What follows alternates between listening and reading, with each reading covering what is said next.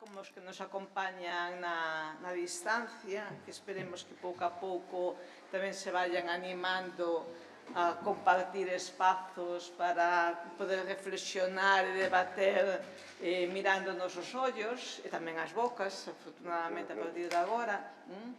Acompáñame na mesa Dolores Vilavedra, que coordina a Comisión Técnica de Xestións Políticas Culturais, que é realmente a instancia do Consello que organiza o ciclo no que se inserta esta xornada, e Alberto García, que é o coordinador real da sesión de hoxe, que exporá, con mellores palabras que as miñas, cal foi o obxectivo e que moveu a organización da xornada e que é o que pretendemos co desenvolvemento da de hoxe.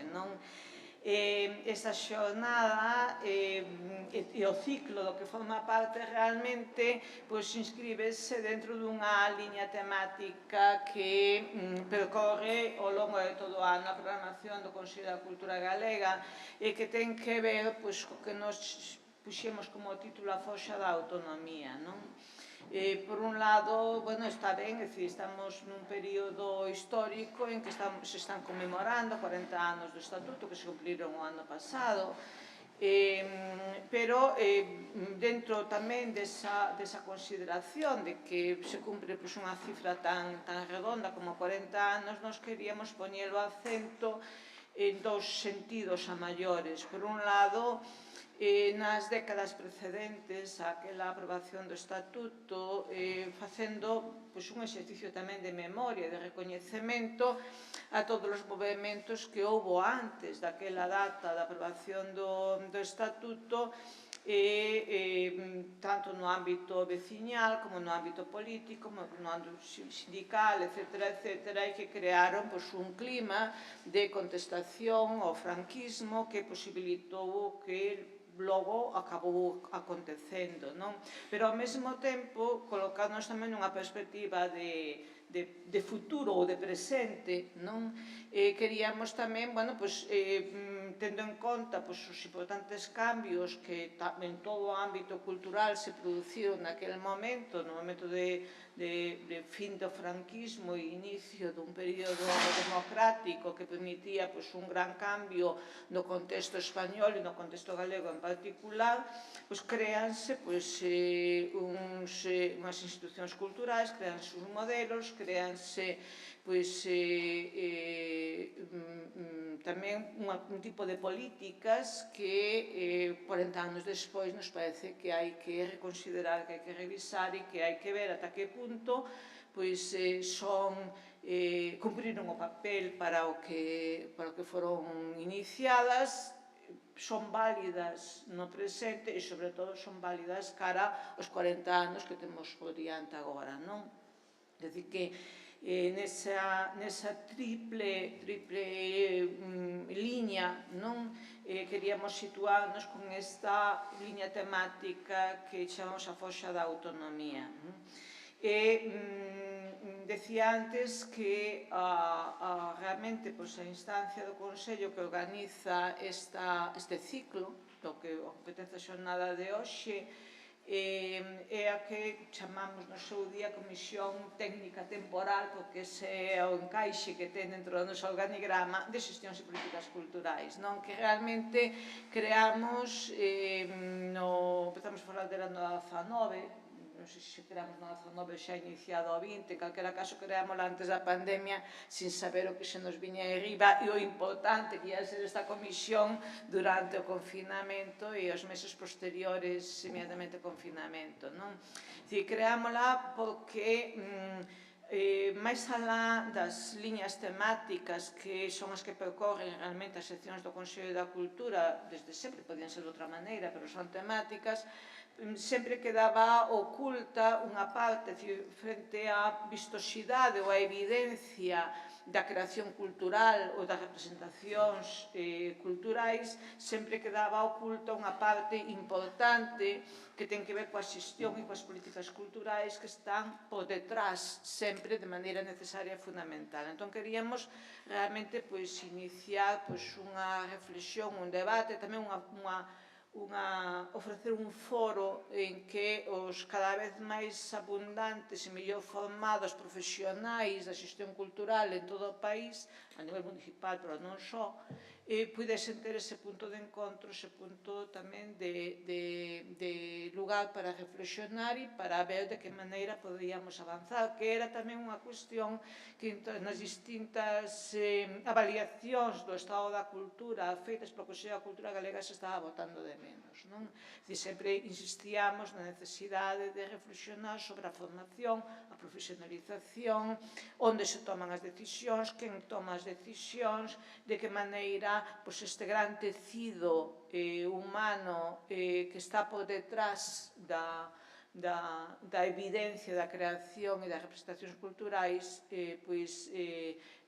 había que terlo en conta, había que axudalo de alguna maneira, había que potencialo e había que facer que fose un tecido o máis rico e sólido posible, porque iso se traduciría tamén nunha nova etapa para a cultura galega que queremos no presente e no futuro, non? Entón, como digo, creamos esta comisión que deu excelentes resultados. Desde logo, no ano 20 foi unha especie de tábua de salvación, non solamente para a parte da actividade do Consello da Cultura Galega, sino para todos os todas as persoas as que nos queríamos dirixir e que o confinamento aínda illou máis nas súas casas, e, por tanto, aínda estaban máis necesitados deste espazo de confluencia. E logo, deu moi bons resultados ao longo de todo o 20 e todo o 21, e por poñer simplemente o acento neste ciclo que está programado para este ano por eles, direi que comezamos en xaneiro cunha reflexión xeral sobre as políticas culturais a debate, chamadas a debate, que en febreiro puxemos o acento sobre o papel dos museos e sobre a importancia de repensar como teñen que ser os museos, que queremos no presente e tamén que queremos no futuro. En marzo tocoulle as filmotecas e ao patrimonio audiovisual. Estamos agora en abril coas políticas municipais e o ciclo rematará no mes de xuño repensando as políticas teatrais, non? E con iso concluímos este ciclo que, como digo, se coloca en repensar as institucións culturais e as políticas culturais que se iniciaron hai 40 anos e que xa vai sendo tempo de darlles unha voltiña e poñelas no presente cos ollos moi postos no futuro. Agradecín antes a presenza de todos vós, pero naturalmente teño que agradecer o traballo da comisión representada por Dolores Vilavedra, pero tamén o traballo moi concreto da xornada de hoxe posta en Alberto. Moitas grazas. Ten el agora a palabra para, como decía antes, expresar con mellores palabras cal é o sentido da sesión de hoxe. Mellores palabras seguro que non. O que dixestes dos seguintes 40 anos tamén me dou esperanza, estaba botando as contas se o iba a ver ou non. Entonces, claro. Entonces, nada, moitísimas grazas por vir, moi bo día, moitísimas grazas á Comisión por deixarnos ser parte dela durante este tempo. Foi un placer, sempre un placer poder reflexionar sobre a profesión e a vocación de sempre un placer poder facer cousas tan agradecidas como organizar xornadas como estas e chamar a persoas moi, que sempre foron referentes para como Héctor, como Encarna, como Bará, como Carlos, compañeiro na asociación e referente tamén en algo moi concreto que vamos a contar hoxe sobre a evaluación das políticas teatrais, moi interesante. Entón, nada, cando se empezou este ciclo durante este ano para repensar as institucións culturais, eu levantei a man rapidamente e dixen, os concellos non os podemos olvidar, porque os concellos, as políticas de proximidade, claro, eu traballo nelas e é o que máis me move, pero a mí me parece fundamentais no noso sistema cultural. É moi importante o papel que tuvo a Xunta, é moi importante o papel das diputacións, pero é fundamental o papel da proximidade e o papel dos concellos. E creo que toda a xente que traballamos neles, moitos deles están hoxe aquí, sabémolo e pedimos sempre ferramentas ou pedimos un pouco estes paráns de reflexión, porque levamos 40 anos ou 30 ou 25 ou moitos en todo caso facendo un traballo, sempre o avaliamos da mesma forma, un pouco para todo, un pouco aquel Land Rover que se refería a principios destes 25, 30 anos de carreira, era reflexo de que éramos un pouco todoterreno, que había que facer de todo, e eu creo que tristemente, e digo tristemente, seguimos un pouco na mesma, porque non houbo aínda pasos suficientes como para aclarar determinadas cousas do traballo e que é o que temos que facer separadamente ou que é o que temos que facer grupos especializados de profesionais. Eu creo que esa reflexión está aínda por facer.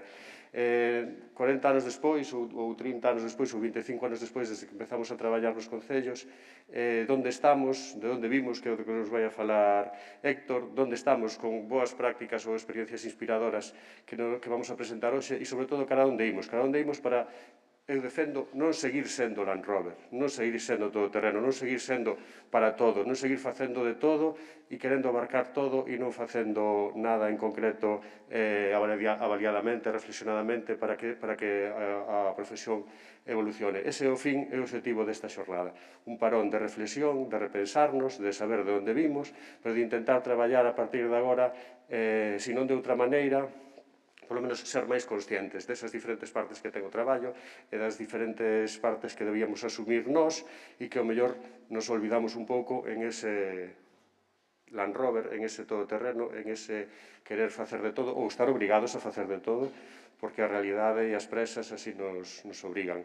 Esa é un pouco a intención do día de hoxe e, bueno, a ver se a conseguimos. Entonces, simplemente agradeceros que viñerades e dar o paso xa a Dolores Vilavedra para empezar. Eu non podo engadir nada que supere o dito xa pola presidenta e polo meu compañero Alberto, a quen quero agradecerlle moi explícitamente a organización desta xornada. A comisión é unha comisión que traballa en común, que estamos moi afeitas ao traballo colaborativo, isto nos permite a tecnoloxía, pero de alguna maneira a organización de cada unha destas xornadas foi asumida por unha persoa diferente, na medida que tiña unha relación máis específica con ese eido da profesión, e esta naturalmente é un pouco froito do compromiso de Alberto coas políticas municipais, co municipalismo visto dentro da xestión cultural. E, polo tanto, empezamos xa, creo que, aínda que vamos con un pouco de retraso, a mañá está pensada para que poidamos acabar sobre as 2 e pico e hai tempo, e entón convido xa a Héctor Pose á mesa para que poidamos empezar a traballar.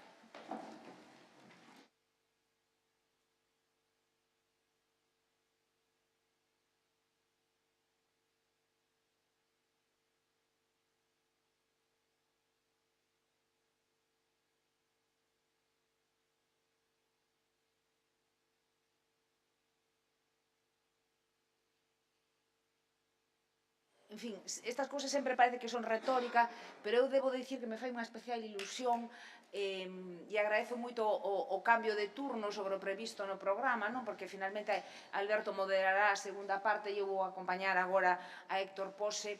Digo que me fai moita ilusión porque Héctor é un vello coñecido desta casa, tivo proxectos co Consello hai moito tempo e eu diría que forma parte desa rede a que tantas veces se ten referido a presidenta, de axentes cómplices que o Consello da Cultura Galega vai tecendo, quere ir tecendo ao longo do país e ir sumando nas súas distintas etapas e, polo tanto, sabemos que para certas cousas Héctor Pose sempre está aí e é un referente polo seu coñecemento e polo seu compromiso co estudo riguroso de determinados campos que teñen que ver efectivamente coa xestión cultural. Héctor Pose é profesor da Facultade de Educación da Universidade da Coruña, na década dos 90 traballou como técnico de Educación e Cultura no Concello de Malpica, co cal isto para nós é un valor engadido, porque Héctor ten un dobre perfil que seguramente moi pouca xente posúe, esa dimensión de coñecer o que é o traballo práctico a pé de obra nun concello relativamente pequeno E logo tamén, bueno, un pouco xa o traballo máis de investigación académica ou universitaria que deu como resultado numerosas publicacións, numerosos proxectos que evidentemente non vou enumerar aquí e que o converten, como digo, na persoa idónea seguramente pois para facer este repaso polo que foron as políticas culturais municipais nos 40 anos de autonomía e poñernos un pouco en situación de albiscar, cando menos, os retos que temos no futuro desde esta perspectiva. E, sin máis, Héctor, moitas grazas. Moi ben. Moitas grazas, Rosario, moitas grazas, Dolores, moitas grazas, Alberto, moitas grazas a todos e a todas por dedicar un mediodía do vosso tempo para facer o esforzo de trasladarvos hasta aquí, vir aquí e reflexionar e aprender uns dos outros, non? Porque me marcaron moito o tempo, dubidei si explicar, si falar, si apoiarme con PowerPoint, pero como un leva sendo tamén docente máis de 25 anos e ten as súas propias deformacións, optei por escribir un texto que vou a ler, pero dunha maneira casi dramatizada, para que entendades o conciso e o concreto do que vos quero trasladar. E tamén co afán de que, se é posible, se está na vosa vontade, conversemos ao remate da miña intervención. Este texto ten un limiar moi breve. A teoría que levo escrito en máis de 2 décadas, froito da investigación e da práctica, está publicada. A ela me remito. Só vou ollar atrás nesta palestra en 2 ocasións. Unha para dar uns trazos do que se estilou en políticas culturais locais en Seral a toda agora. E outra para me despedir cunha mención de honra. Reafírmome na crenza de que se debería desde o local explorar novos vieiros en nome da cultura diante das necesidades e dos desafíos tanto individuais como comunitarios. Eses novos camiños veñen dados ao facer saltar polos aires os límites que a encorsetan, por arriscar e innovar probando mesturas novas, desde a humildade de recoñecer que os concellos precisan de envolver a outros asentes para mudar significativamente unha realidade. Eles sós non poden, non dan feito.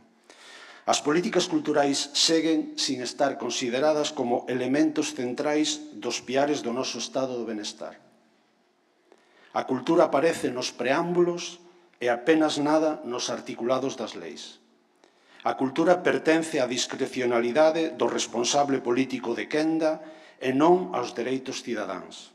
A cultura é un complemento e non un contingente. A cultura, para a maioría dos cargos eleitos, está na periferia e non na centralidade da acción local. E agora fago 12 reflexións breves. Primeira, non ampara este labor dos concellos un marco normativo legal, malia de 43 anos de democracia local, senón a vontade fluctuante de quen goberne.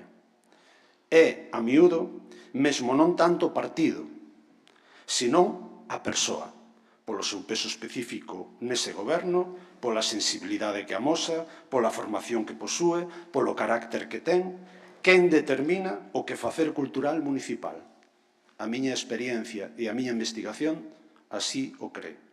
Isto provocou demasiada indefinición, malas copias e bastante ineficacia.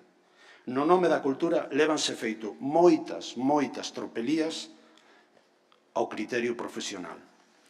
Diante da inexistente normatividade que exixa no que facer cultural da administración local, un tiña a esperanza de que documentos propositivos como a Senda 21 da Cultura, a Carta do Lecer, a Carta de Cidades Educadoras, o Movemento de Cidades Amigas da Infancia, mesmo a Senda 2030, cos obxectivos do milenio, foran tomados como follas de ruta das políticas activas da cultura, mais non son o común obrar. Esa feble consideración social da cultura leva serado tal casuística no que facer municipal como que resumo aquí. Todo resumen é insusto, é impreciso, pero é un resumen. A. Inexistencia de plans de acción cultural do municipio como instrumento de planificación estratégica coparticipada entre os asentes para decidir como queren vivir nese territorio. B. Excesivo predominio da cultura do entreter. Sobran fastos vacuos, ocurrencias estériles que lapidan recursos e nada cambian para mellor. C. Xestión cultural, sí, por suposto, e mesmo especializada, mais labor sociocultural tamén. Ambas liñas non son excluíntes e deben procurarse apoio mutuo. Unha sen a outra lástranse mutuamente. A cultura como dereito, por suposto, pero tamén os dereitos da cultura. D. Equipamentos de proximidade a miúdo sen criterios supramunicipais e de sostenibilidade. E. Escasísima tradición de argallar proxectos entre asentes locais. Sabemos de algún, mais son a excepción, non a regra. F. Oscilación no que facer. Quen entra a gobernar adoita expurgar o labor do anterior ou fai segundo a esa ou non subvención. E se non, barbeito cultural aos programas, aos servicios e aos equipamentos. Isto xera precariedade de profesionais e de programas. Isto malgasta recursos e, sobre todo, o que é máis grave, dilapida expectativas cidadás. G. Non toda Galicia está ocupada por ese xeito de obrar. Son consciente. Existen aldeas das Teris que fan cultura expandida, atenden os patrimonios, establecen plataformas vinculantes, mais son tan poucas que non son quen de marcar tendencia. H. Preocupante e teimudo distanciamento entre a ciencia e a política. O científico propón e o político ao seu, a miúdo. Xa que logo, eu considero que hai que ter menos fe partidista e máis ciencia. Neste sentido, botouse en falta unha maior influencia, porque poden facelo. Influencia mesmo pedagóxica por parte da Xunta de Galicia ou das Diputacións, aínda que aquí tamén xeralizar é insusto porque é falso. Non todas actúan do mesmo xeito. Ambas institucións, a Xunta e as Diputacións, teñen legitimidade e recursos para aleccionar e non só conceder subvencións a fondo perdido. Segundo punto. A razón de ser do que facer sociocultural municipal é o que lle digo sempre ao meu alumnado, é fomentar o sentido e a sensibilidade. Por sentido, entendo favorecer o acceso a coñecementos e diversas aprendizaxes a través da intervención socioeducativa e a educación cultural. Isto é, superar o modelo tradicional da cultura do entretemento. E por sensibilidade entendo a concienciación, o espírito crítico, os valores positivos en toda a cidadía, non só na infancia.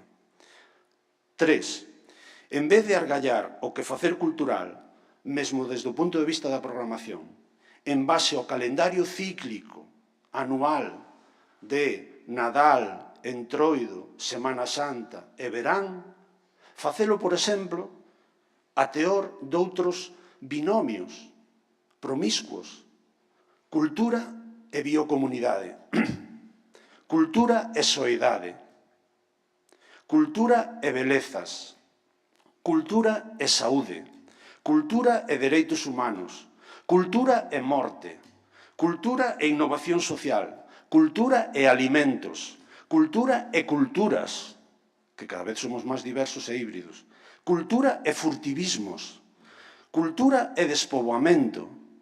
O 87% dos nosos concellos teñen menos de 6.000 habitantes. As vilas pequenas que vertebran Galicia desánganse e teño a sensación de que estamos vendo vir o peor e seguimos como si tal cousa. Tal cual a orquestra do Titanic. Morre xente, non hai alumeamentos como décadas atrás e os veciños novos son contados. E a cultura non ten nada que propor. 4. Xa toca afondar na democracia cultural. Por exemplo, parte dos equipamentos locais ofrecerse como residencias, que é algún concello que xa o fai, como laboratorios experimentais e aniñadores de emprendeduría social e creativa. Mentres, o fío, mentres que fan ese tipo de experimento, que teñan tempos e equipamentos para repensarse. Hai experiencias, claro que sí, pero unha vez máis non son o xeral proceder. Que falta? Madureza democrática por parte dos responsables políticos. 5. Tecer fíos. Guindarse bozas, eu son de Porto de Mar. Guindarse estachas. Crear cadeas fortes entre equipamentos de proximidade. Chámanse así e son tan lonxanos para demasiada xente. E outros asentes públicos e privados do municipio, concello e asentes públicos e privados. Sí, privados tamén. Cada quen cos seus lexítimos obxectivos, pero con luz e taquígrafos.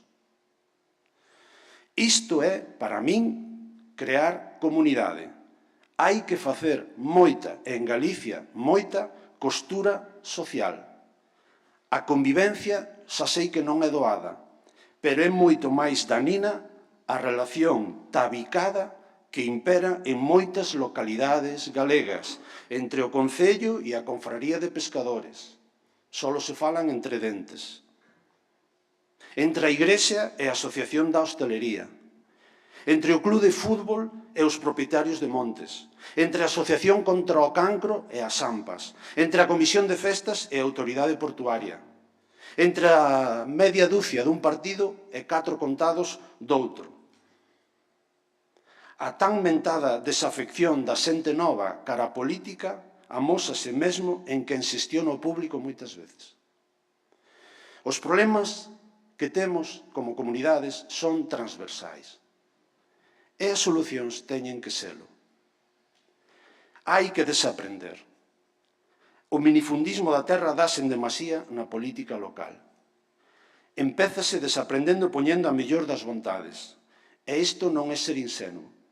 Isto é poñer en valor outras dinámicas políticas. A apertura, a confianza, o diálogo, o convivir pedagóxico, a colaboración horizontal deben ser principios que rexan a relación entre os asentes. Iso é política cultural municipal tamén, ou sobre todo. Diante das problemáticas e os recursos sempre insuficientes, compre palillar. Proxectos compartidos. Revisar, por exemplo, e por Deus, o modelo de festas. Experimentar creando quioscos xestionados por colectivos sociais. Que a mellor infraestructura pública deportiva, que suele ser o campo de fútbol, non sexa só para homes mozos no século XXI. Acordar coa Igrexa o uso sociocultural de moita das súas propiedades. Hai curas que xa o fan, hai concellos que tamén. 6. Falando de tabiques, propoño derrubar os interdepartamentais nos organigramas municipais. Xa non digo se hai goberno de coalición, que a miúdo nin se falan. E as comisións de goberno era mellor non retransmitilas nin por streaming. Abogo pola acción cultural transversal, que sexa cotián o labor diante de necesidades cidadás do servicio de obras co da cultura. En verdade credes que o diseño do cemiterio municipal, por exemplo, é tarefa exclusiva do arquitecto? Pola diversidade de creenzas e non creencias que hai hoxe en día e maneiras de querer ser soterrado. A política de mobilidade pódese diseñar sin a visión cultural de cidade? Se non, preguntadelle a Bará e a Pontevedra o peso específico que tuvo a acción cultural nese diseño de cidade para Pontevedra. Ou a turística, ou a medioambiental, ou o diseño e uso do espazo público. Que concello de Galicia ten mapa de ruídos? De contaminación acústica e lumínica? É o Seral. A cultura non ten nada que dicir aí. 7. Cando a educación é responsabilidade de todas as áreas municipais, estamos promovendo un cambio cultural cara a calidade de vida entre a veciñanza e o medio. Neste sentido, e como exemplos, quero sinalar 3 liñas de traballo. 7A. Xa é hora de desenterrar o concepto de participación social como dereito pasivo, asistir, dereito a estar informado, e desenvolvelo cara a algo máis vinculante e proactivo, por exemplo, na xestión dos bens patrimoniais. E son máis concreto con outro exemplo. Impulsar unha nova praxe gobernativa, transparencia real, datos abertos, rendición de contas, avaliación do que facer e amosar os resultados, interactividade nas webs municipais. Isto consegues empoderando as persoas que exercen cargos públicos, mellorando a súa formación e sensibilización desde as escolas dos cadros dos partidos políticos. Empézase por aí. 7B. Urxe renovar a narrativa construída desde o municipalismo sobre a muller. A administración local é moi dada a xestos e pouco a feitos. Rótulo a entrada da vila con Concello libre de violencia machista. E tras máis de 4 anos de décadas de democracia local, nunca nese concello unha muller foi alcaldesa. E non digo que o vai a facer mellor con home, pero seguramente o vai facer igual de mal. Pero dadlle unha oportunidade. Sede exemplos cara a cidadanía. Balcóns da Casa do Concello coa bandeira do arco iris. E subvencionanse actividades que discriminan e mesmo besan a muller e o homosexual. Que propoño? Incluir a perspectiva de xénero en todas as propostas municipais. Fomentar a visibilidade do feminismo. Revisar as narrativas nos museos locais, no mapa de rúas. Un exemplo. Na miña cidade, na Coruña, onde vivo, hai 157 rúas destinadas ou mencionando a persoas da escrita. Desas 157, 151 son de homes. Promover o uso equitativo nas infraestructuras públicas. 7C. É certo que no municipalismo producíose un avance en servizos, pero fíxose moito mal por acción ou inanición. O territorio, a ordenación, a arquitectura, a calidade estética das vilas. O derrubar, o asfaltar, a incontinencia constructiva, o feísmo son unha catástrofe cultural. É indigno en moitos casos. Veño de pasar uns días no Pirineo Aragonés e no sur de Francia, pero podía facer o mesmo no norte de Portugal. Aquele outro mundo. Ese é o común en Galicia. Vaiamos, demos unha volta. Vilas como pode ser Ponteceso, Malpica, Laracha, e podía seguir así, que entras nelas e a carretera atravesa, é a arteria fundamental. De feito, en moitos sitios chámaselle a calle, pero están rotuladas como se fora unha carretera. A sinalética de equipamentos sociais, culturais e deportivos non existe. A contaminación estética está por doquier. En Francia, unha mala herba está protexida. A maioría das rotondas e dos espacios públicos asardinados son flores asilvestradas. As terrazas miden o que miden das cafeterías, o que teñen que medir, etc. Asumir a cohesión e beleza do territorio como símbolo de igualdade e identidade colectiva. Mercar terreos desde o municipio, mercar terreos e construcións de valor para preservalos. Ter en conta o criterio asesor de pensadores da cidade desde o punto de vista medioambiental e estético.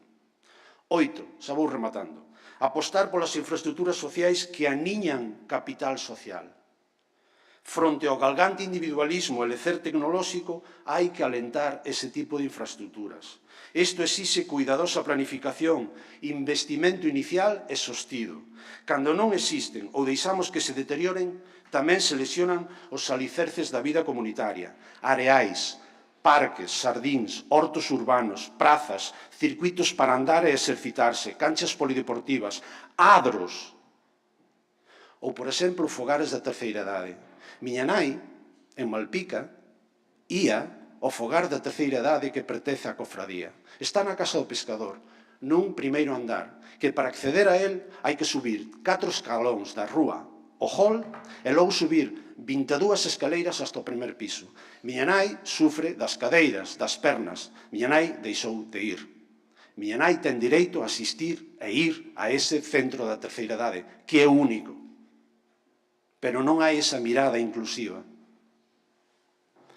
Polo tanto, non abonda a veces con ter equipamentos. Falta renovar a mirada e o sentido deses equipamentos.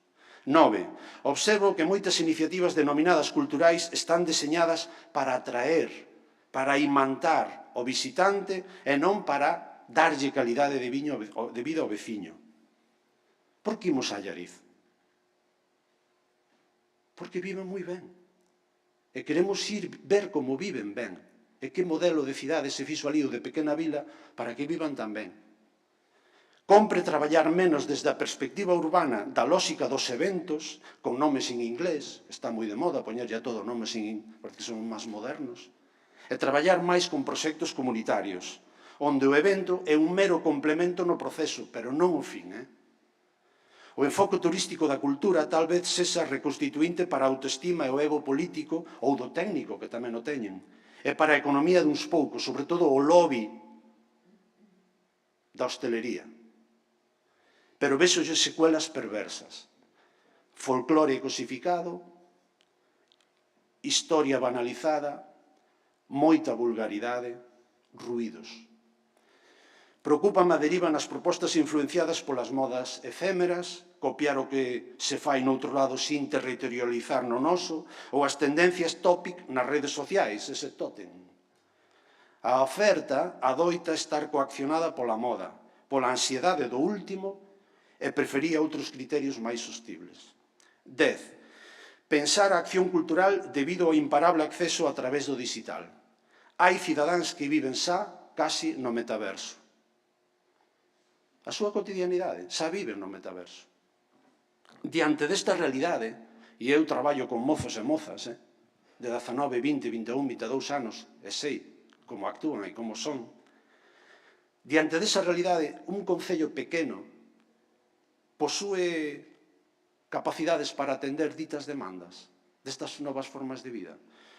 Débese adentrar aí? Pois eu creo que sí, que se pode.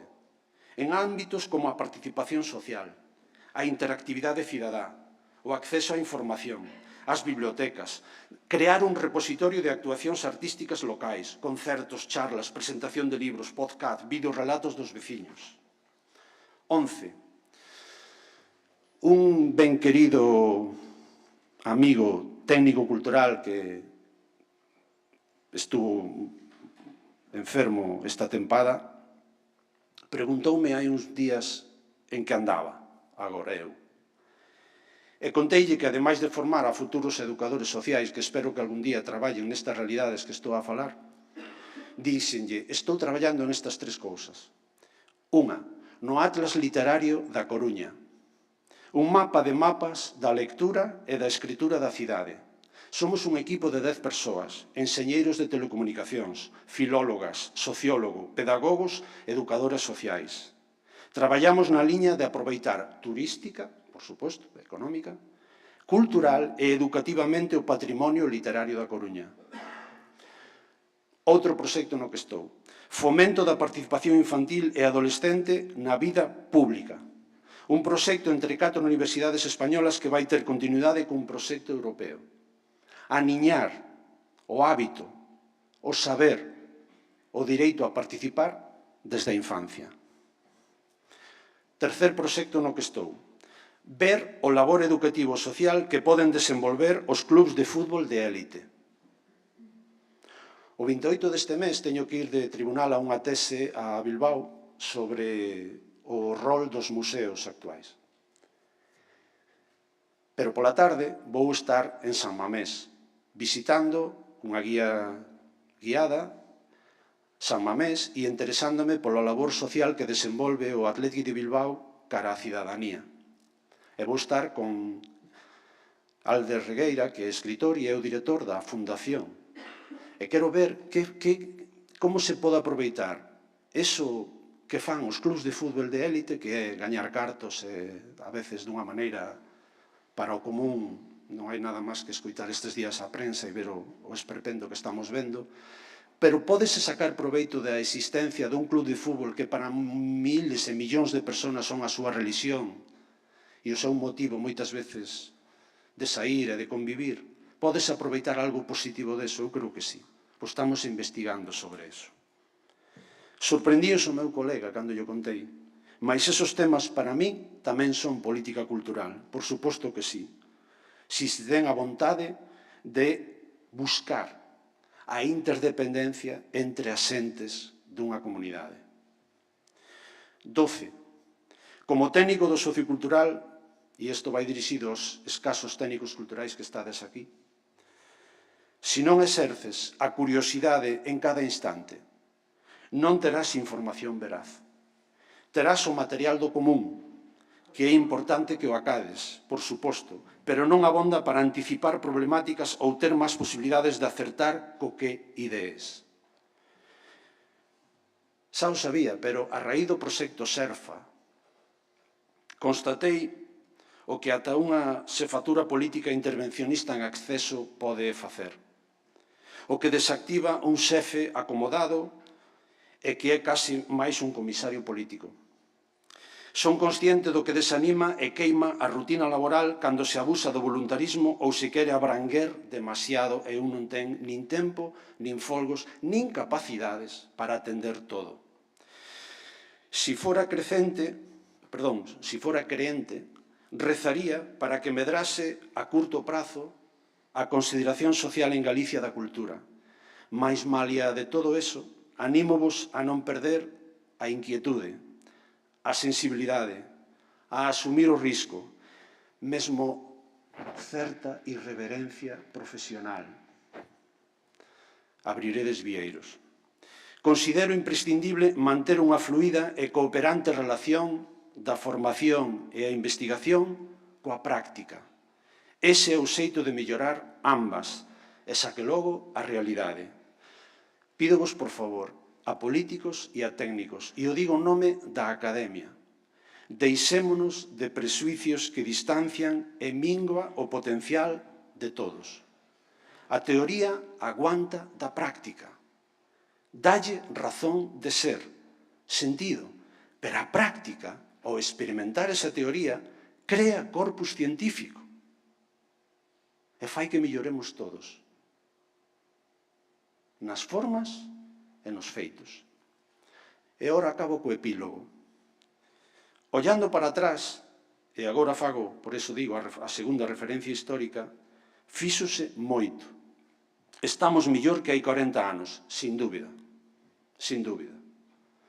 E iso foi a base de facer e de errar, de perseverar, do exemplo de minorías políticas, que tamén as houbo, e hainas, do que facer pioneiro de técnicos como San Bouzada, Xosé Manuel Rodríguez, Xosé Manuel Eirís, Benito Losada, Luís de Cambados, Alfonso de Narón, Manolo Rúa, Fernando Lavandeira, Xavier Camba, Gustavo do Barco, Monti de Verín, Ana Barba, Pili de Foz, Mario de Cervo, Madó de Muros, Carmen de Carballo, Sonia de Arteixo. Se o corpo ahora vos pide darme un aplauso, vai para eles. Moitas gracias.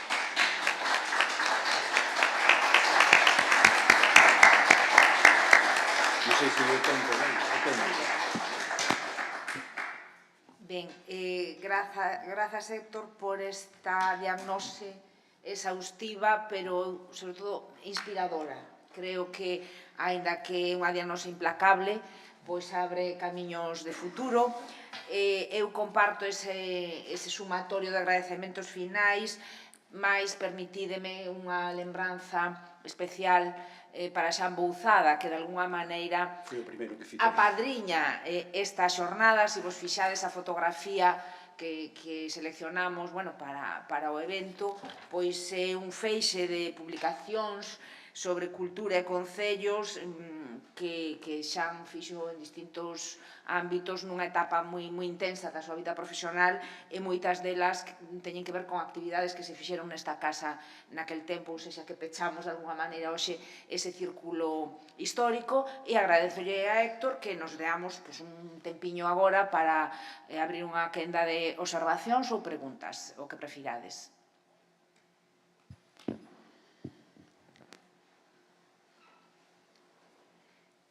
Ameazo con preguntar eu, ou seja, que aproveitade, porque senón abusarei da miña posición de privilexio.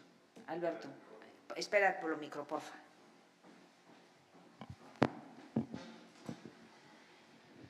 Bueno, pois agradecerche a intervención, Héctor, moi inspiradora como sempre. O que pasa que, con todo o que me gustou, sobre todo por volver a algunha das liñas que inspiran esta xornada e que inspiraron o traballo nos últimos 2 anos desde esta comisión, que foi tamén o traballar o termo cultura sustentable en función da Axenda 2030. Quixemos retomar as vellas formas de facer cara ás novas terminoloxías que marcan os ODS, a palabra esta xa, agora xa para min demasiado trillada, que é da sustentabilidade, pero que fala do que nos fixemos un pouco sempre, non? Da implicación cidadá, da igualdade, da accesibilidade, de entender a cultura como algo para a transformación social, como algo que deberá ter un retorno social, e non tanto a cultura como un recurso económico, que era o discurso único no que nos instalamos na última década, e, bueno, no que todos fomos cómplices, non? De algún xeito, co tema este da cultura e a economía, o turismo, a cultura para o espectáculo, os espectáculos, do que máis traballamos nos concellos, unha palabra moi escoitada a diario é espectáculos, espectáculos teatrais, espectáculos de todo tipo. Eu creo que todos caemos un pouco en esa trampa de generar espectáculo e entretemento, como ti decías. E a min me move moito o feito de pensarnos como axentes de transformación social, como axentes de transformación do territorio, do desenvolvemento social, e non tanto como axentes entretedores da poboación que buscan públicos pasivos que veñen a consumir cultura, consumos culturais, públicos consumidores, de todo isto que se está falando, que non é máis que como o sistema capitalista vai absorbendo a nosa función ou o noso traballo, o noso sector, para que a cultura sea un ben máis de consumo, de produción e de consumo e de xeración de públicos, e non sea outra cousa, que para min é o fundamental, ou para min é fundamental, que é ese papel da cultura como elemento de transformación social. Sin embargo, no concreto do traballo do día a día, no que nos afecta as persoas que estamos aquí, que eu creo que non somos poucas, por certo, no concreto, eu falaba antes de que tamén me movía a hora de organizar esta xornada o feito de, pois eso, de separar unhas cousas das outras, non? Porque eu síntome, polo menos personalmente, de que sempre fomos ese Land Rover, ese todoterreno, que a urxencia, as nosos xefas e os nosos xefes e o propio traballo nos levou a facer un pouco de todo, non? Un pouco de espectáculo, un pouco de educación, un pouco de todas as funcións múltiples que ten un servizo municipal de cultura. E entón a mí me parece que aí se perde, polo menos tantos anos despois, perdemos algo de non centrarnos en según que cousas, sobre todo nestes retornos sociais e non só nos económicos ou nos de públicos ou nos espectaculares. Sin embargo, toda a túa reflexión, co cual concordo, a nivel práctico e laboral, nos leva non na liña de concreción, sino unha vez máis na liña de apertura, na liña de si temos que atender, se nos deixaran, que algunhas veces nos gustaría, non nos deixan, atender temas de urbanismo conectados coa cultura, atender temas de saúde ou temas que son importantísimos e imprescindibles, e a mí me parece fundamental esa pregunta. A cultura non ten nada que aportar a todo o que está sucedendo, porque a veces estando perdidos en esa cousa de ofrecer espectáculo e de ofrecer entretemento, nos olvidamos de esa outra función transformadora ou para a vida, non? Da cultura para a vida, que decía Toni Puig. Sin embargo, como se fai isto? A pregunta concreta é como se fai isto se queremos, eu polo menos quero concretarme e facer cousas que só podan ter retornos sociais, ese é o que a mí me gustaría ahora mismo. Como facemos para, ao mesmo tempo, abarcar todo isto amplísimo que ti estás abrindo? Obviamente, pero, quero dicir, eu o que vos trataba de transmitir, que seguramente non conseguín, é que, sobre todo desde o punto de vista do que facer municipal, o prioritario é pactar quen goberna cos demais asentos locais que modelo de municipio queremos, como queremos vivir aquí. Desde o momento que pactas, consensúas, lograr, desde o liderado municipal, por suposto, porque estás legitimado polas urnas, pero outras institucións están legitimados tamén por os seus socios, por outros elementos. Entón, pactar o modelo é consensuar ese modelo de cidade, é tratar entre todos de camiñar cara a ese modelo de vila. E ese modelo de vida tense que ver reflectido en todos os ámbitos desa vida. Na estética do espazo público, nos traballos, no modelo de festas, no modelo turístico, na relación co medio, na conservación dos patrimonios, que non é só o construído e herdado, a lingua, etc., etc., etc. Entón, a iso me estou referindo. E se é así, habrá que buscar, chegado o momento, a especialización, se necesitamos, persoas, a súa especialización, ese aspecto, se é posible que sea así. Eso entendo perfectamente. Fai uns anos, non fai moito, antes da pandemia, fun a dar un curso a todos os traballadores, bueno, todos, ali había 50, a Palmela, que é unha cidade que está no sur de Lisboa. Unha cidade que vos convido a visitar, ainda que só sea polo viño que teñen, xa merece a pena o esforzo de baixar hasta ali, pero Portugal sempre merece a pena. Estaban os 50 traballadores e traballadoras municipais no curso.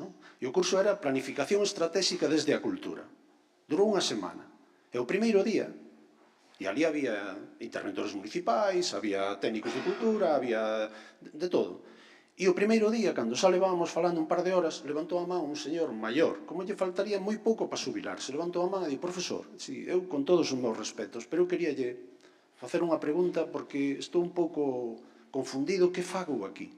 Eu son un arquitecto municipal, levo 40 anos de exercicio profesional aquí, e non sei, que isto é pos de cultura. E dixenlle eu, bueno, pois voulle facer unha pregunta. Segundo o que me conteste, eu contestareille. E se non o convenzo, por suposto que está libre de marchar, isto non é un público cautivo. En que está traballando agora?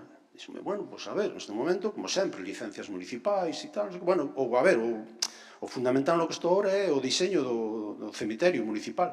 Había un cemiterio que era da igrexa, pero ahora pois está e tal, estou no diseño do cemiterio municipal. Dixeme, moi ben. E como contempla? Pois nada, pois hai nichos, non? As urnas, os nichos e tal, os panteóns, rúas, tal, non sei que, non sei cuánto. E dixo, pero creo que aquí en Palmela hai 100.000 habitantes. Sí. A procedencia deses 100.000 habitantes coñece as creencias que profesan. Entendo, polo que me dixo o técnico de cultura onte ceando con el, que a mestizaxe e hibridación da poboación cada vez é maior. Hai moita poboación subsahariana, africana, tal, teñen outras creencias, teñen outras culturas, teñen outras formas de entender a morte, de ser soterrado, de ser, si hai cruces, sin cruces, da terra, si queimarse, iso non teñen direito a morrer e a posterior, o acto posterior a morrer como proceder, non teñen direito. Non son veciños e veciñas desta localidade, sí. E a cultura, usted cree que non lle pode axudar na idea, no concepto, en ter presente eses aspectos da comunidade no diseño dun equipamento fundamental da comunidade como o cemiterio? E quedouse toda a semana o arquitecto.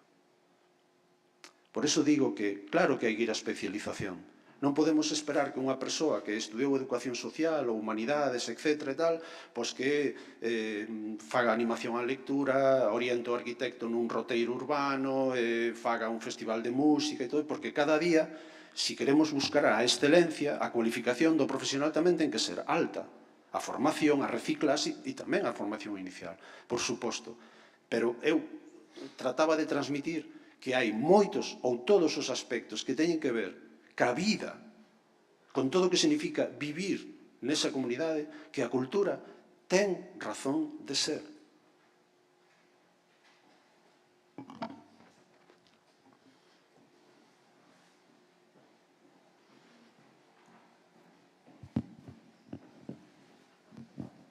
bom dia. Olá. Posso falar em português? Por suposto. Obviamente. Em primeiro lugar, obrigada. Acho que foi muito clarividente a sua apresentação. Acima de tudo, acho que, de facto, um dos grandes problemas que nós temos hoje em dia é a falta de educação para a cultura e a falta de educação dos dirigentes e dos políticos.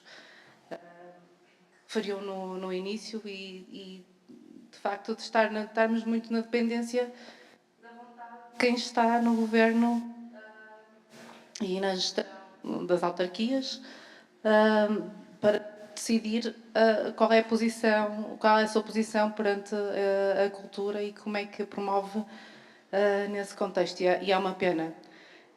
Mas também não sei como é que é a situação aqui, mas em Portugal há também um grande desinvestimento naquilo que são os técnicos que trabalham nos municípios. Os recursos humanos são muito pouco valorizados, mal pagos e há muito pouca formação. E a minha pergunta, eu tenho aqui duas perguntas. Pronto, por um lado é como é que acha que se pode mudar isso? Porque parece-me a mim que isso é um dos grandes problemas, é as pessoas também, para além da formação dos políticos, quem trabalha, não há uma valorização dos recursos. Eu costumo dizer hoje em dia quem trabalha na função pública e há pessoas com bastante qualidade o fazem por amor à camisola, certamente não é por amor ao que recebem no final do mês, porque também, menos em Portugal, é muito mal pago. Mas também não há esse incentivo, ou seja, não há uma política de recursos humanos, regra geral, e de qualificação. E depois, também parece que é muito importante o papel da universidade. E também, fazendo apenas o paralelismo para aquilo que eu conheço, do meu ponto de vista, muitas vezes nós que trabalhamos na área cultural queremos fazer pontos com a universidade e queremos ter um trabalho mais próximo. E parece-me, infelizmente, que a universidade hoje em dia tem muito uma perspectiva também economicista e falo um bocadinho, eu sou economista de formação, mas há muito esta perspectiva de então vamos trabalhar juntos, mas isto é uma prestação de serviço e há sempre aquela perspectiva de quanto é que vamos pagar e como é que vamos fazer e menos uma perspectiva colaborativa. E isto também tem sido um ciclo difícil de romper e parece-me que também é um dos problemas, uma das questões que precisamos de ultrapassar para conseguirmos, por um lado, trazer aquilo que é o pensamento académico e este pensamento teórico e para apoiar a formação de quem trabalha no terreno, mas também até para ajudar na formação dos jovens que estão na universidade e que muitas vezes fazem o curso todo quase sem assistir a um espetáculo, perdoa-me a questão do espetáculo, mas sem ir a um museu, sem conhecer sequer a história da cidade onde estão.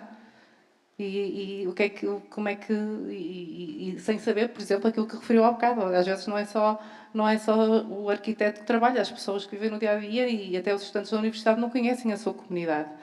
E, portanto, a minha pergunta é como é que transformamos isto nestas três perspectivas? Moitas grazas pola cuestión. Non sei, Dolores o mencionaba, moitos dos que estades aquí coñecedes a miña trayectoria e nos equipos en que intervín e tal, pero desde que estou na universidade, que desde o ano 96, sempre intentei que, como servicio público que somos, mellorar a realidade que nos rodea. E a mellorar a realidade empeza por abrir as ventanas e as portas para que a realidade entre, non ocasionalmente, sino a cotío, nas aulas.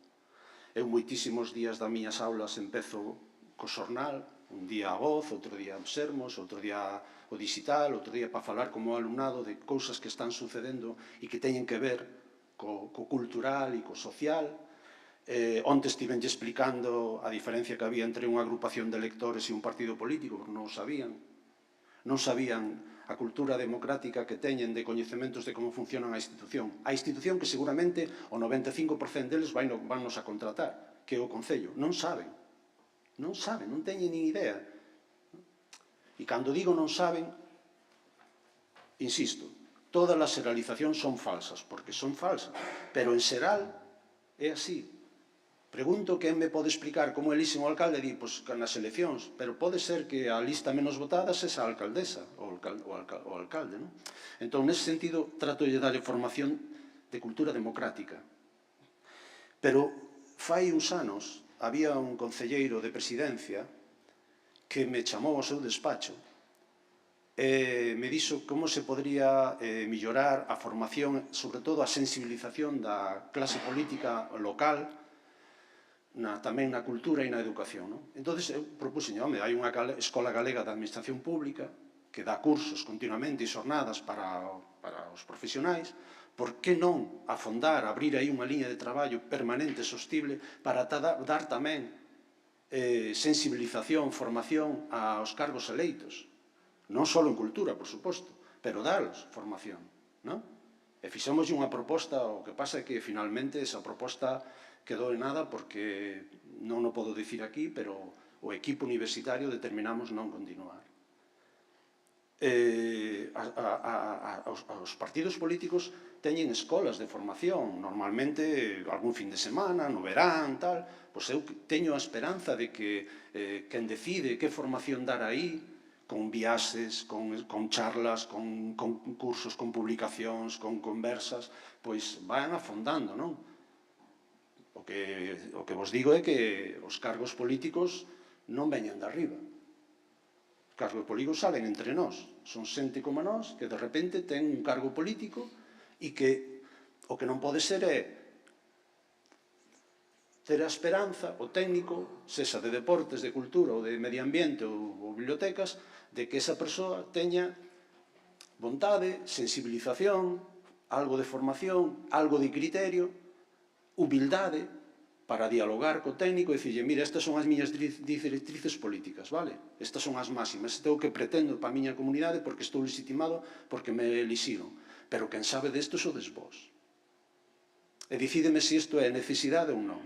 Bueno, pois esa sensibilización, esa formación ten que ser entre os cadros de formación política dos partidos políticos, que son as empresas, digamos, chamar de unha maneira, que forman a eses cadros, a Escola de Administración Pública, e logo tamén houve un programa que sempre sae, pero que hai que dicirlo así, que foi pioneiro en España, non en Galicia, en España. Eu fun explicar ese proxecto que durou 9 anos a Quebec, a Sao Paulo, a Murcia, a Barcelona,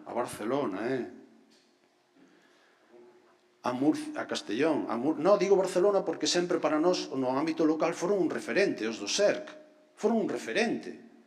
Pois eu estuve explicando ali que estábamos facendo en Galicia tan ben, que era o proxecto Interea, que era formación, sensibilización, documentación, con todo tipo de diversidade de actividades, de todo tipo de formatos, para técnicos e para políticos. E durou 9 anos. Non podo confesar aquí por qué acabou. Fai apenas un ano rematouse o proxecto SERFA. O proxecto SERFA é afondar, coñecer as necesidades de formación inicial, de reciclaxe e condicións laborais dos técnicos de cultura, pero ia máis alá. Ia para dar formación, sensibilización a outros asentes, por suposto, políticos, que traballan no quefacer cultural municipal. Fai ano e medio que o entregamos. A universidade, aí estamos, saben onde vivimos, para seguir colaborando, con luz e taquígrafos, facemos un convenio, colaboramos así. Muitísimo máis baratos que unha empresa privada, e con unha cualificación non mala. Penso que se un entende que a cultura e o quefacer cultural necesita dese tipo de ferramentas, sería unha maneira de cambiar esa realidade. Que vai cambiando, non quero dar aquí, igual dou unha impresión de que é un discurso demasiado negativo. Non, recoñezo, estamos moito mellor que fai 15, 20, 25 anos, por suposto, pero cando tes claro ou cando consideras que as necesidades siguen sendo moitas, hai que cambiar esa actitude e ter humildade de que non todo está na man do cargo político nin do cargo técnico, que hai outros asentes que fan comunidade tan ben ou mellor por vontade, por sensibilidade, por actitude, por coñecementos. E non hai que pasar os rodillos sobre eles, hai que apoiarse e colaborar con eles, cóbado con cóbado, en igualdade. A eficacia e eficiencia dos esforzos en tempo, en recursos humanos, en materiais e económicos, mellorará. Ben, temos son consciente que imos por culpa da presentación cun cuarto de hora de retraso, será o cuarto de hora que vayamos gañando ao longo da mañá, quero dicir que a sesión que abrimos agora durará o tempo que tiña xudicado, non lle imos a acurtar, porque, como vos dicía, o remate da mañá estaba pensado con marxe para que isto se prolongue e poidamos rematar sobre as 2 ou 2:10. Entón, iniciamos xa a segunda parte. Estes temas, estou convencida que irán saindo de novo ensarillados cos casos prácticos que nos van presentar. Tamén agradecervos as persoas que esteades interesadas na conversa con Claudia Leite, que será un pouco unha conversa informal. Ás 4:30 necesitamos que o comuniquedes ao meu compañeiro José, que é a persoa que está ao coidado da mesa de organización, para termos así un pouco unha idea a efectos organizativos. Grazas, Héctor, espero que continúes connosco ao longo da mañá e que poidas achegar máis ideas e comezamos a seguinte sesión.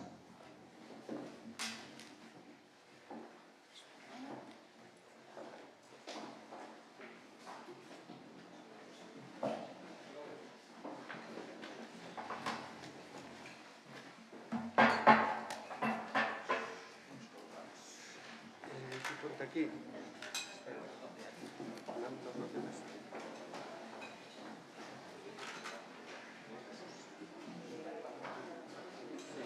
Sí, por la orden do programa.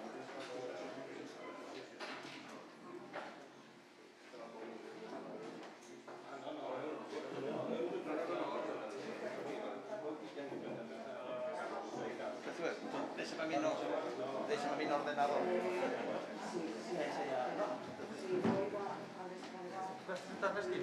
Sí, aquí.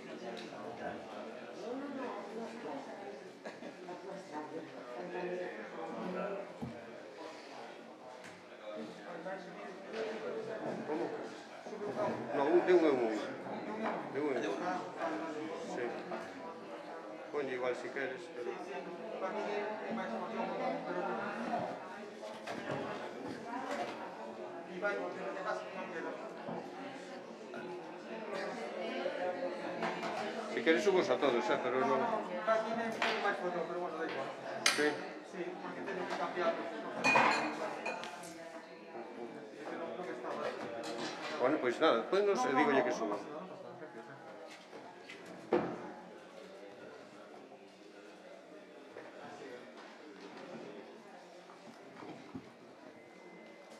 Estamos.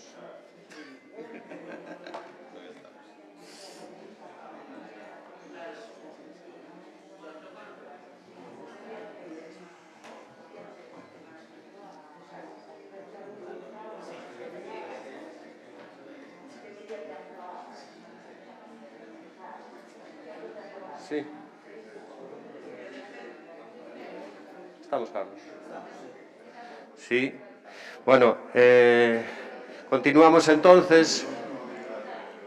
Por favor, podedes sentarvos se queredes. Continuamos entonces, ahora xa empezamos cas presas desto de que levamos os 15 minutos de retraso, a ver se remontamos, como decía Loli Vilavedra. Vale, outra das criterios desta xornada era que fora práctica. Entonces, despois da primeira contextualización ha sido que se encargou Héctor. Ahora vamos a ver 4 exemplos inspiradores, 4 boas prácticas, que eu creo que se lle poden chamar, de diferentes maneiras de facer cultura nos concellos.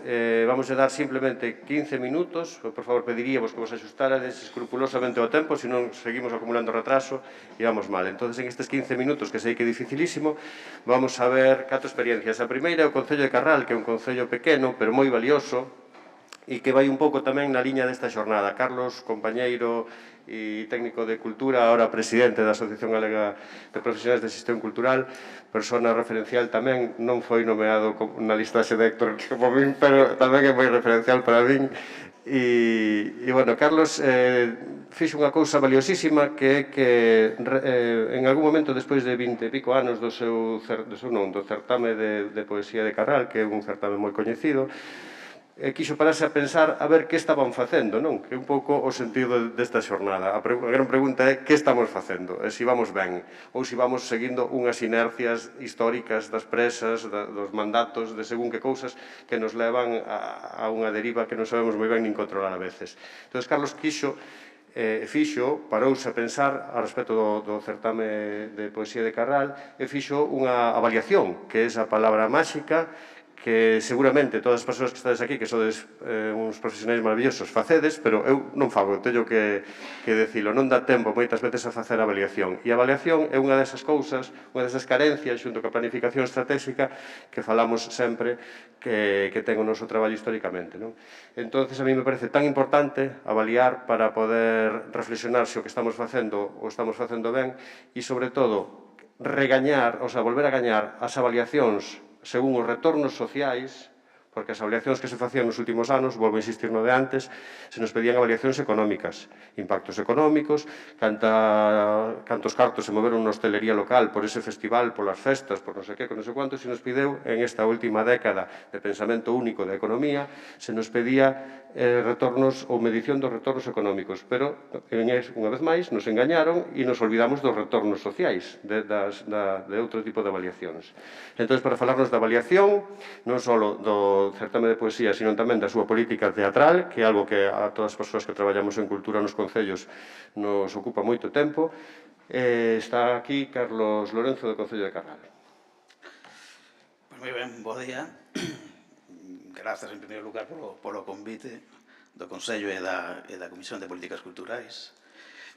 Alegrame moito ver moitas caras coñecidas e que este a sala tan chea que tiñamos a preocupación de que o millor moitas veces cando nos convocamos aos outros concellos temos, eu non sei se é por traballo ou por qué, que a veces acudimos pouco a estes encontros de, non sei se é reflexión, de comunicación, de partillar ideas, pero bueno, alegrame moito en todo caso velo. Traigo presentación porque sempre que Alberto me convida a falar de algo sempre me taxa o tempo dunha maneira super estricta. Entón, dixo, bueno, para non despistarme moito, voume apoiar nunha presentación e así tamén me marco un pouco os tempos. Ville falar da avaliación, que eu creo que un pouco hai que dicir dela. Como ben comenta Alberto, xa levo uns anos que, bueno, máis ou menos comecei a reflexionar sobre o que estábamos a facer, porque sempre que temos o hábito de preguntarnos, incluso entre diferentes concellos, que tal festival? Pois moi ben, non? Pois moi ben. Eu non sei se moi ben é que se non se mancou ninguén, se non se cortou a luz, se que foi moita xente, non sei. Parece que todo valoramos así como que moi ben, ou, bueno, máis ou menos, non? Pero que realmente hai que analizar un poquinho máis polo miúdo, non? Eu poño aquí que, bueno, medir e analizar o que estamos a facer e un pouco relacionalo tamén coas políticas culturais e coa planificación estratégica. Políticas culturais que, como ben xa dicía Héctor, todos sabemos, son difíciles de detectar en Galicia. Entón, eu non sei se aludo aquí o que nos di moitas veces os nosos amigos Xavier Campos, se iso de que non haxa políticas culturais xa é unha política cultural, probablemente teña a razón. Pero, en todo caso, aínda que ese proceso de avaliación forme parte dunha planificación estratégica e se non a temos como tal, estructurada, definida, escrita e ben traballada, eu creo que, de todas maneiras, podemos facer un proceso de avaliación máis ou menos valioso para saber o que estamos a facer. Entón, como digo, avaliar esa reflexión polo miúdo, non simplemente dicir que está ben ou que estivemos moita xente, do que estamos a facer, do que estamos a programar, a deseñar, obter conclusións, porque a veces tamén é iso, obter conclusións, sacar propostas, reorientar estrategias, mellorar o xeito de xestionar e gobernar a cultura. Isto deberá ser parte desa planificación estratégica e desa parte de políticas culturais. Propiciar a transparencia na xestión pública. Eu o que fago coas avaliacións é colgalas na web. Están aí. Sei que casi que non se leen, porque a veces incluso van os plenos temas relacionados cos temas que están descritos nas avaliacións, están totalmente equivocados. O sea, se se leeran a avaliación, saberían que eses datos que están comentando son erróneos. Entón, xa digo, nas propias corporacións parece que a veces ni se leen estas avaliacións, pero eu as penduro na web e aí están, e as podedes localizar. Xa vos lo digo desde agora, se metedes avaliación Teatro Carral 2021, que foi a última, atoparédelo, ou avaliación Premio de Poesía Concello de Carral, atoparédelo por aí, ou a avaliación da programación cultural tamén atoparedes por aí. A avaliación é unha ferramenta para a reivindicación política e técnica, e falo de reivindicación porque moitas veces tamén andámonos relacionando entre administracións, que un concello necesita ir á xunta para reivindicar que, o seu auditorio non está ben, pois, bueno, se ten ben avaliado, ben recollidos os datos do que está a pasar nese auditorio, probablemente lle fan un poquinho máis de caso que iso. E a veces incluso internamente. A min sírveme tamén para relacionarme con a mica parte política ou con outros departamentos para levar datos fiables do que lle estou a dicir, a comentar, a propoñer ou a reivindicar, non? E despois tamén, isto é unha cuestión que empezamos a facer no ano pasado, que é tamén implicar os beneficiarios, eso sempre, porque ao recoller datos intentamos implicar, preguntarlle aos que veñen as nosas actividades e eventos cal é a súa opinión, pero tamén aquí o que eu denomino productores de contidos, que aquí pode estar desde o monitor de tapices ata a compañía teatral X, non? Pois preguntarles a eles tamén que nos avalíen a nos, que nos digan que é o que estamos a facer ben e o que estamos a facer mal na relación que temos con eles. Que é o que estamos avaliando, aínda que a ponencia lle puxemos o título da de teatro, pois estamos a facernos unha avaliación anual do departamento, de toda a actividade que fai o departamento, que non é de toda a actividade cultural que hai no Concello, hai outra actividade cultural que a veces pode facer algún, pois unha actividade do Departamento de Educación ou asociacións, aí nós non entramos, pero xa que depende directamente de nós, a que diseñamos e executamos nós. Do ciclo de teatro de outono, que é un ciclo que xa levamos anos con ele, e, bueno, interesábanos un pouco ver que estábamos a facer e ilo mellorando, e para mellorarlo, pois había que recoller datos. E despois tamén, como dicía Alberto, pois unha avaliación que fixemos do Premio de Poesía Concello de Carral, cando cumpría 22 anos, xa o comentarei ao final, así moi rapidamente, porque parecíanos que estaban a pasar cousas que non eran as que todo o mundo nos dicía que pasaban.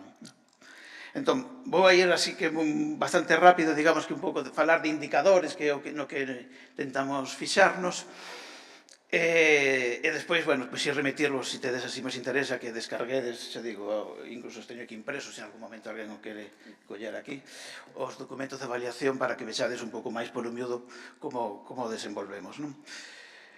Empezo por lo de teatro, que foi o que, digamos, lle dá título a esta charla, dicendo que, bueno, máis ou menos o que facemos, aparte de unha recollida de datos das reservas de entradas, o que fixemos foi, incluso, pues, empezamos a facelo coa pandemia, polo tema de poñer unha enquisa que cubrira o público asistente, e o puxemos, digo, que a pandemia, por a cuestión das tecnoloxías, de non dar papel, se sabíades que non podíamos dar nada que se tocara o público, entón, pues, bueno, animámonos a que o fixeran escaneando un código QR que cubriran aí as enquisas. Temíamonos que non iba a haber un alto grado de participación, pero, bueno, sorprendeunos en que sí, que máis ou menos unha media do 35% da xente que acudía ás funcións, pois atendía esa enquisa. Tamén hai que tomalas con certas precaucións, porque tamén sabemos quenes son os que manexan en mellor medida a tecnoloxía e quen non, pero, bueno, sí que nos dá datos de interese. E como indicadores que manexamos, así como, digamos, na recollida de datos, e despois deles, pois desmenuzámolos para intentar sacar outro tipo de conclusións, pois está a asistencia social e por sexo, a fidelidade, interesábanos moito saber, pois que a xente se vai a un espectáculo ou vai a todo o ciclo, eso podemos saber, pois eso, polas reservas de entradas, como vai evolucionando a asistencia total e por media ao longo dos anos. Eso tamén, pois, evidentemente, cuantos máis tempo levamos analizando, máis detalle temos nesa variación. A puntuación que lle concede o público ás obras, isto quizás a nos ainda non nos interesa tanto, pero, bueno, sí que é unha parte no que o público sí que parece que lle gusta dicir, darlle unha puntuación. Nos utilizamos do 1 ao 5, todas aproban sempre con moi boa nota, cuestión que gustaríame que cheguemos o momento a que suspendan algunhas, porque eso xa sería chegar a que o público tuvera un maior sentido crítico do que está a ver, non? E que realmente valore o que ven. Animámolos a que valoren tamén os diferentes aspectos da obra, o texto, o elenco, a posta en escena, a música. E este ano, por exemplo, pois tamén xa con unhas novas linguaxes que están no teatro, que xa levan un tempo a vento, pero cada vez, digamos que chegan máis ofertas dese tipo de teatro, pois teatro contemporáneo, a veces pois máis complexo, non, de entender para aquel público menos asiduo, pois lle preguntamos polo nivel de dificultade das obras.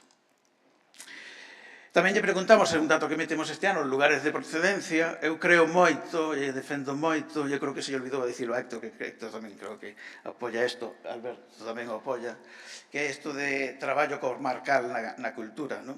De que parece que estamos cada quen facendo o noso, resulta que o do lado está facendo o mismo, e andámonos facendo mellor a competencia, e o mellor había que ter unha visión un poquinho máis global, e non andarnos chocando, porque o público, ao final, non entende, a cidadanía non entende de límites administrativos, non? E hoxe as distancias mídense en tempos, o digo eu, non? Entón, ainda que está a 20 kilómetros, se está ben comunicado, estou ali en 5 minutos, e entón, pois, o mellor, porque non me vou desplazar ao concello de al lado a ver ou a disfrutar dunha actividade, dun evento, non?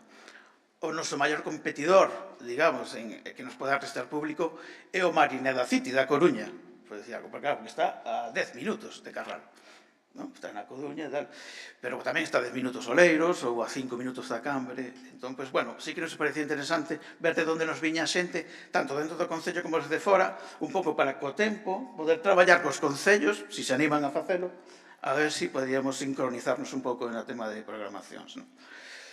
Levo uns anos metendo tamén un tema de clasificación en todas as avaliacións de igualdade de xénero. É certo que é unha valoración que fago directamente por observación miña. Hai 4 parámetros, non me vou parar con eles. Se accededes aos documentos veredes que ali son os criterios, pero, bueno, axúdeme a ir controlando tamén pois, que o que estamos programando este, cuando menos, cumplindo uns certos criterios, non? Que é respetuosos co xénero. E tamén é inevitable non falar de custos e de cartos. A veces non é o que máis me gusta, pero a veces é o criterio que, ante a parte política, me permite defender certas estrategias e certas dinámicas, non? Fago un repaso moi rápido. Para min, esta sí que para min é máis importante, que é a avaliación que fago global de toda a programación do ano. Cando falo a veces con compañeras e compañeiros, me dicen, pois é un traballazo increíble. Pois digo que non o é. O primeiro ano, cando empezas con el, sí que pode ser, non?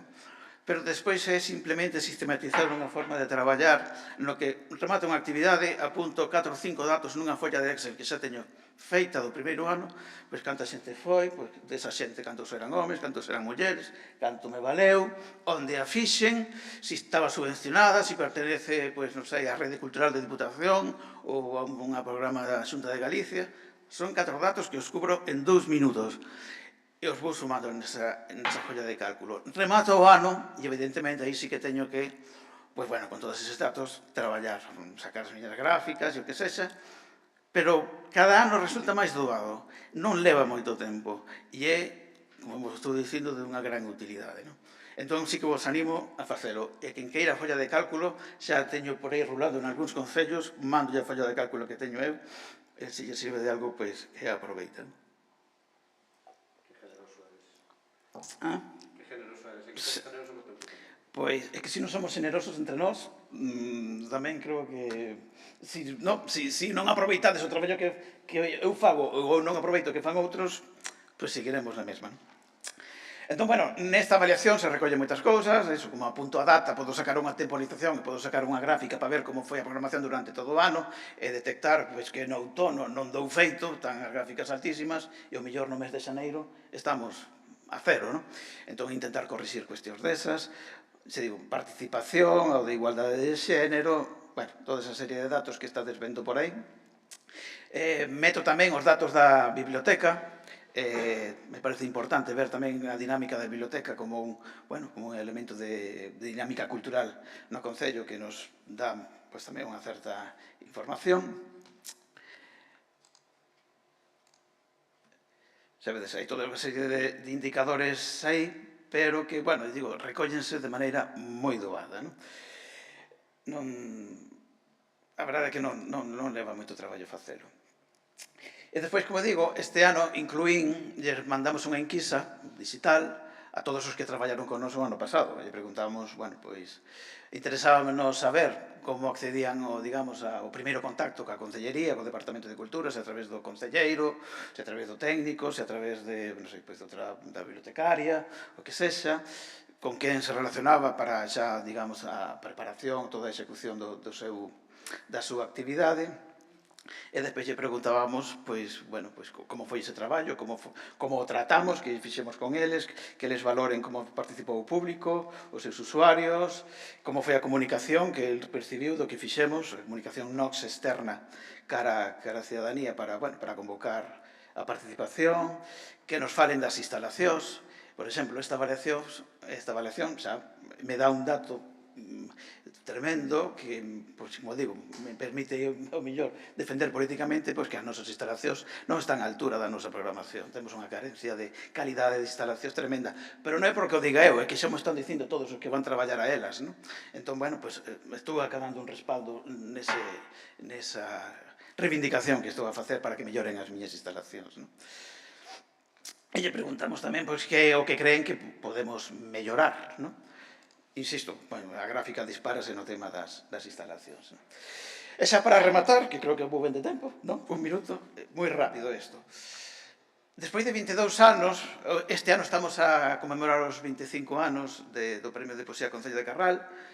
Se algo estades así ca orella aberta no ámbito da literatura galega, pois sonará vos que o Premio Concello de Carral ten a súa, non sei, o seu caché, digamos, está moi ben considerado, pero digamos que esas consideracións, esas palmadas chegaban sempre como desde fora do Concello, non? E cara fora, cara ao mundo da literatura, sempre nos decían que estaba señal, pero no propio Concello, que para quen traballo, para a cidadanía de Carral, e ese obxectivo que tiñamos, o que temos plantexado co Premio Poesía, que fomentar, entre outras cousas, a lectura en xeral e de poesía en particular, pois non a detectaba, non? A biblioteca me decía que non se prestaba un só libro de poesía. Bueno, pois vamos a recoller datos e ver que pasa. E, por exemplo, pois, despois de 22 anos recibindo moitas palmadas nas costas, en Carral a gran maioría da xente ata descoñecía que existía o premio. Entón, é un dato brutal. A min desoloume, aínda que mo prevía, pero evidentemente eso reactiva unha forma de retomar isto, non?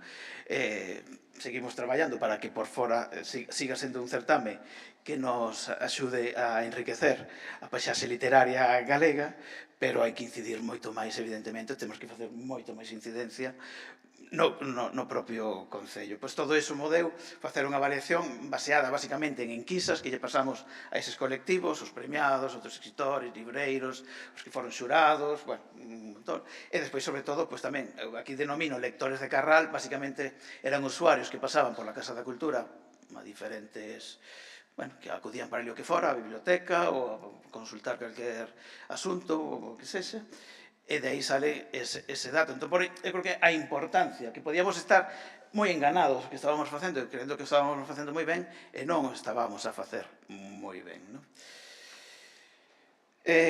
Nada, deixo aí simplemente ao enderezo da nosa web. Sigo, se o queredes localizar as avaliacións, de teatro hai varias, do de teatro só hai un documento, e das avaliacións anuais, pois por cada ano hai unha, a última é do 2021, vos é máis doado, pois googlealo, e vos atoparedelo, ou senón, pois me mandades un correo aí, e vos lo mando encantado. Moitísimas gracias, Carlos. Pido un aplauso para Carlos Lorenzo, para Carral. E agora tocalle o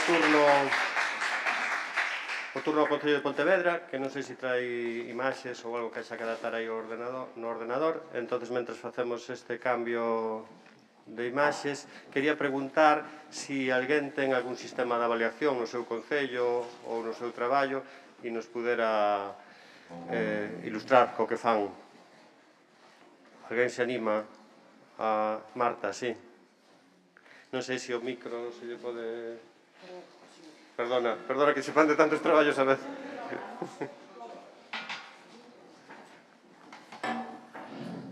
disculpas polas dificultades técnicas que estou provocando aquí.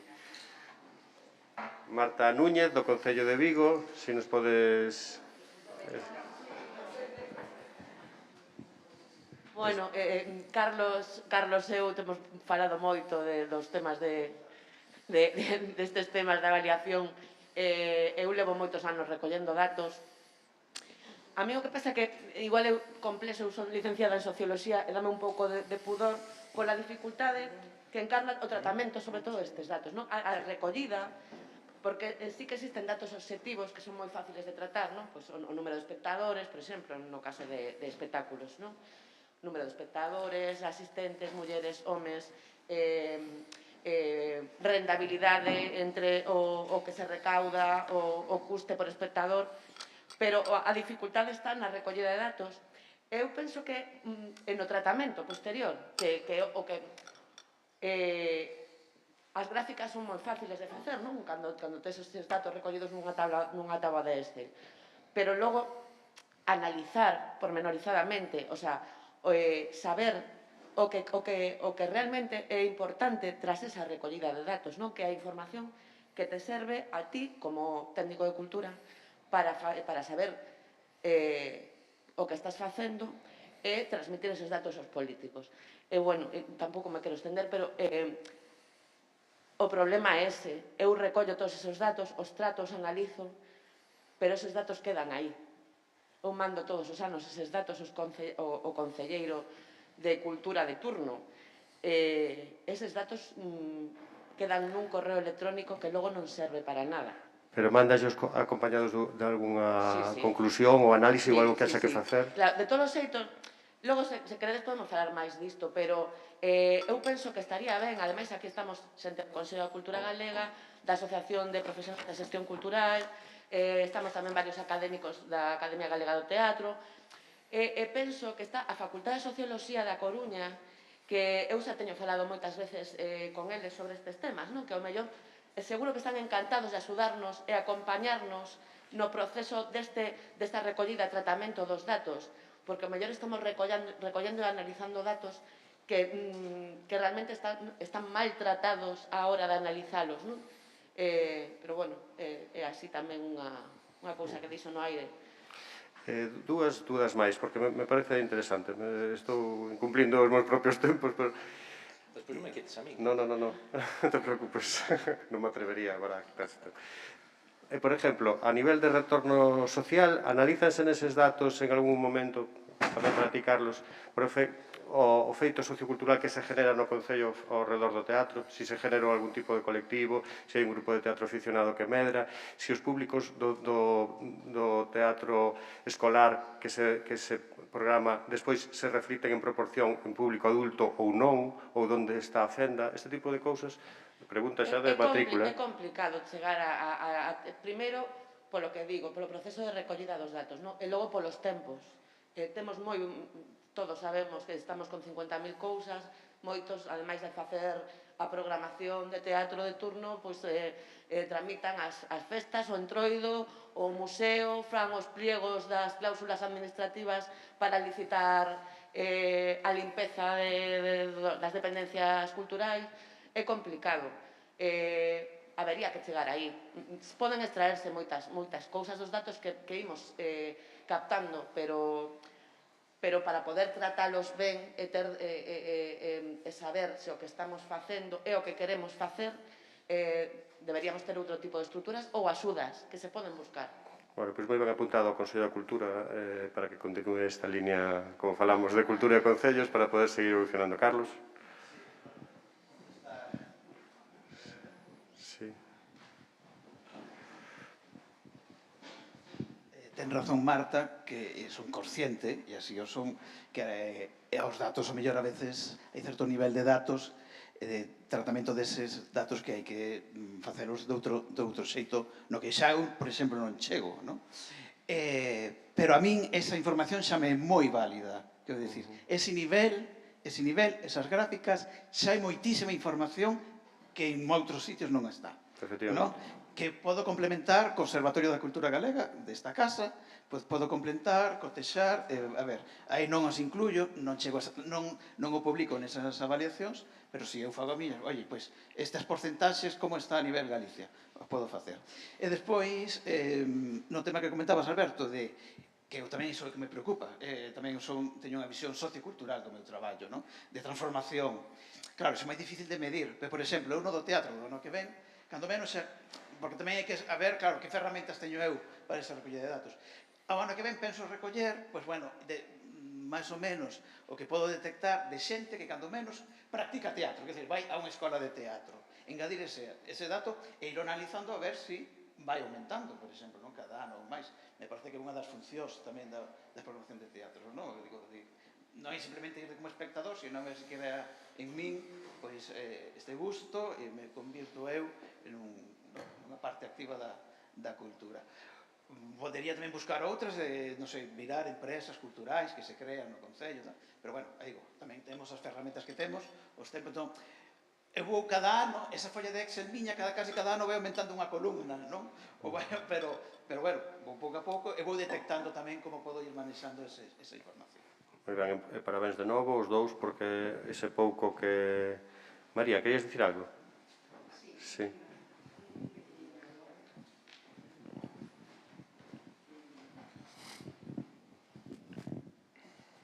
Bueno, gracias a Carlos por ese traballo que nos está pasando aí a todos. En AMES tamén facemos recollida de datos, xa levamos así tempo facendo unha pequeniña ficha e, sobre todo, bueno, usando observación así dos usuarios. Pero este ano, bueno, desde o ano pasado, a través da Escola de Teatro, pois avaliamos o que era a instalación, a instalación que é o auditorio da Casa da Cultura do Milladoiro, onde ten a sede a Escola de Teatro. E todas as, é dicir, facíamos un feedback coa empresa que leva a escola e a raíz das demandas dos usuarios, do profesorado e de que en todas esas fichas mensualmente nos viñan chegando incidencias, sí que se mellorou o que foi a instalación, tanto en equipamento, limpeza, en cousas moi simples que sí que se podían facer, que non requerían grandes orzamento, sabes? Simplemente, bueno, pois, eso, darse conta do que estaba pasando e sí que houve esa resposta por parte da persona responsable política para mellorar. E, de feito, ahora levamos como casi este curso, bueno, non todo, pero xa que veñen esas avaliacións sin incidencias e que vai indo máis ou menos todo así ben. Entón, bueno, sí que é importante que se fagan, non, ese tipo de avaliación. Moi ben, María, de AMES, moitas gracias. Bueno, pois xa pasamos co modelo Pontevedra, con Luís Barán, que é actualmente deputado no Parlamento Galego, pero que foi concelleiro de Cultura en Pontevedra na altura de que se planificou a cidade, entendo a cidade inteira, pero tamén, como decía Héctor, vinculando aspectos culturais co urbanismo e con ese maravilloso modelo de cidade que construístedes. Tamén foi secretario xeral de Difusión Cultural, creo que se chamaba en aquel momento no goberno bipartito. Por lo tanto, Bará ten o estado na cabeza que decía aquel alcalde de Negreira respecto da cultura e nos pode ilustrar en estes, por favor, 15 minutos como foi a planificación do modelo Pontevedra en cultura ou da cultura tamén vinculada co modelo Pontevedra a nivel xeral. Esta cuestión da planificación estratégica é outra das carencias xunto ca avaliación que sí que é certo que sempre decimos que temos. Entonces, por favor, Bará, cando queiras.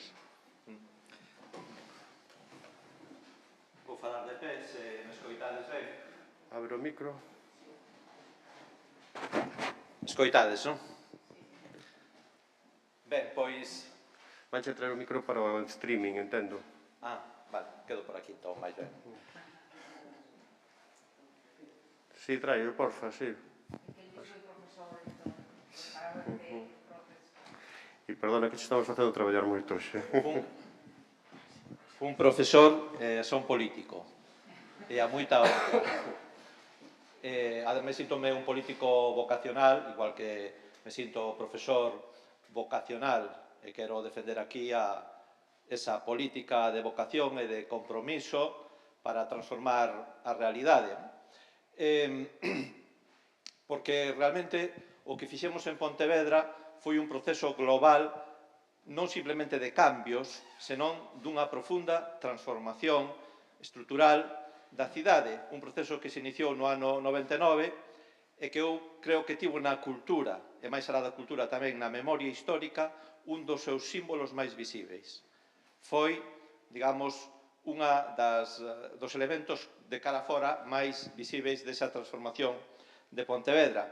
Entón, eu vou referirme a 3 ámbitos concretos. O primeiro é a relación precisamente entre a cultura e a cidade, como a cultura é unha parte esencial da vida e da evolución da cidade, ou debe serlo.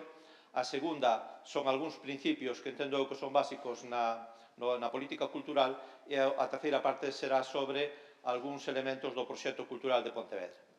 Entón, comezando pola cultura e a cidade.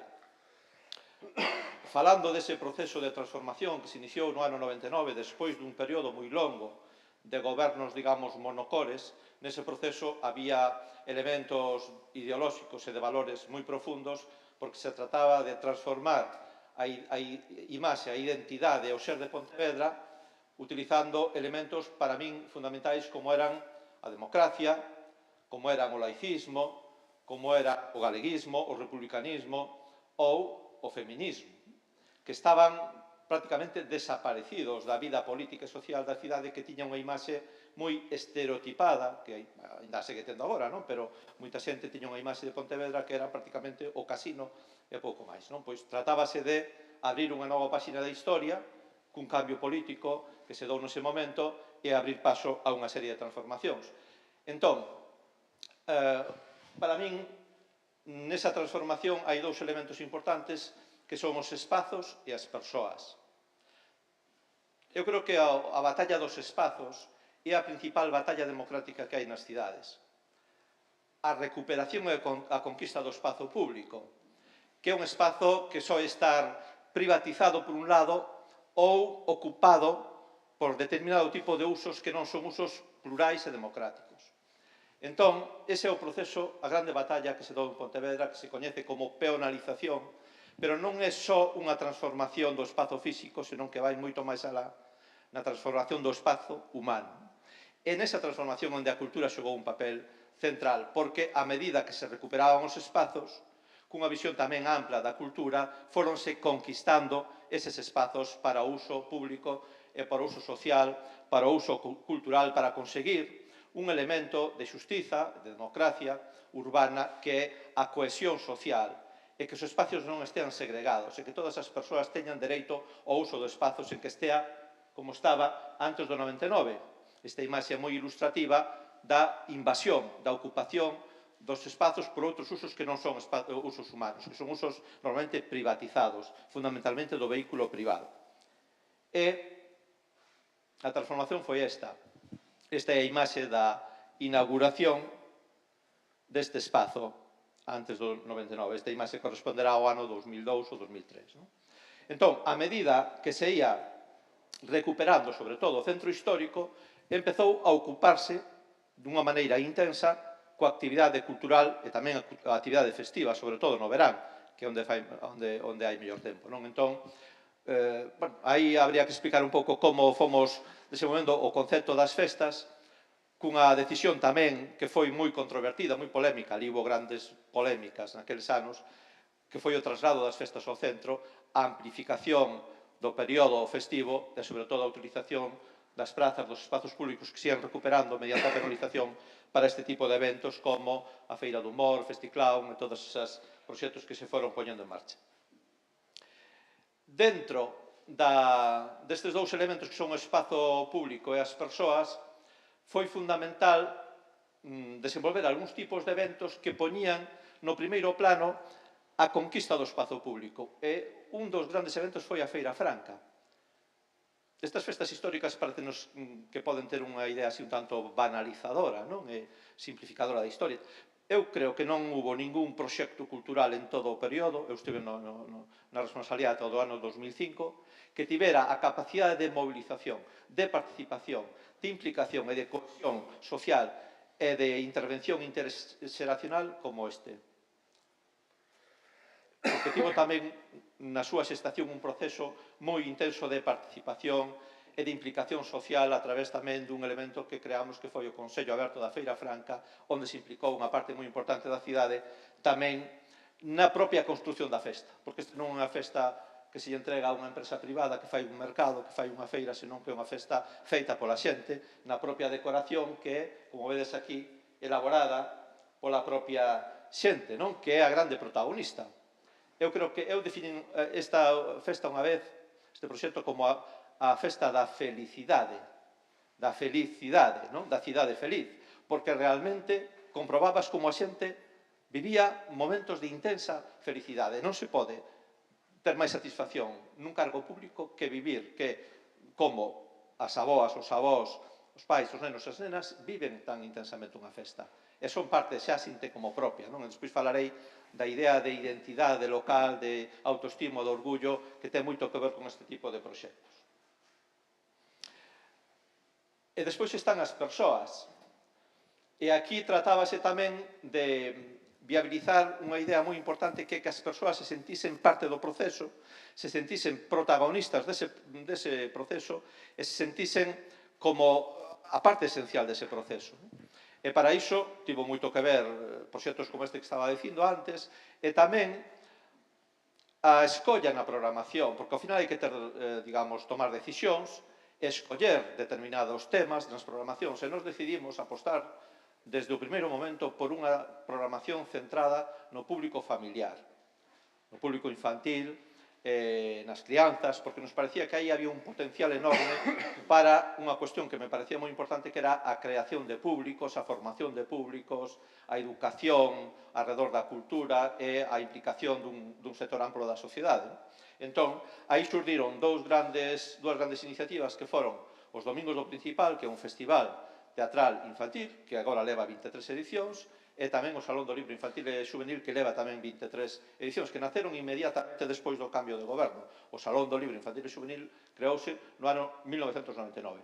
Aproveitando tamén determinadas sinerxias, determinadas potencialidades, eu creo que isto é importante tamén visualizalo, analizalo, cando se levan a cabo estes procesos, que cabía en Pontevedra un proxecto como Calandraca, que xa tiña moito camiño andado e que foi realmente o que nos dou toda a rede de contactos e de relacións para facer este evento cultural, non? Que é moito máis alá dun evento puntual de 3 semanas.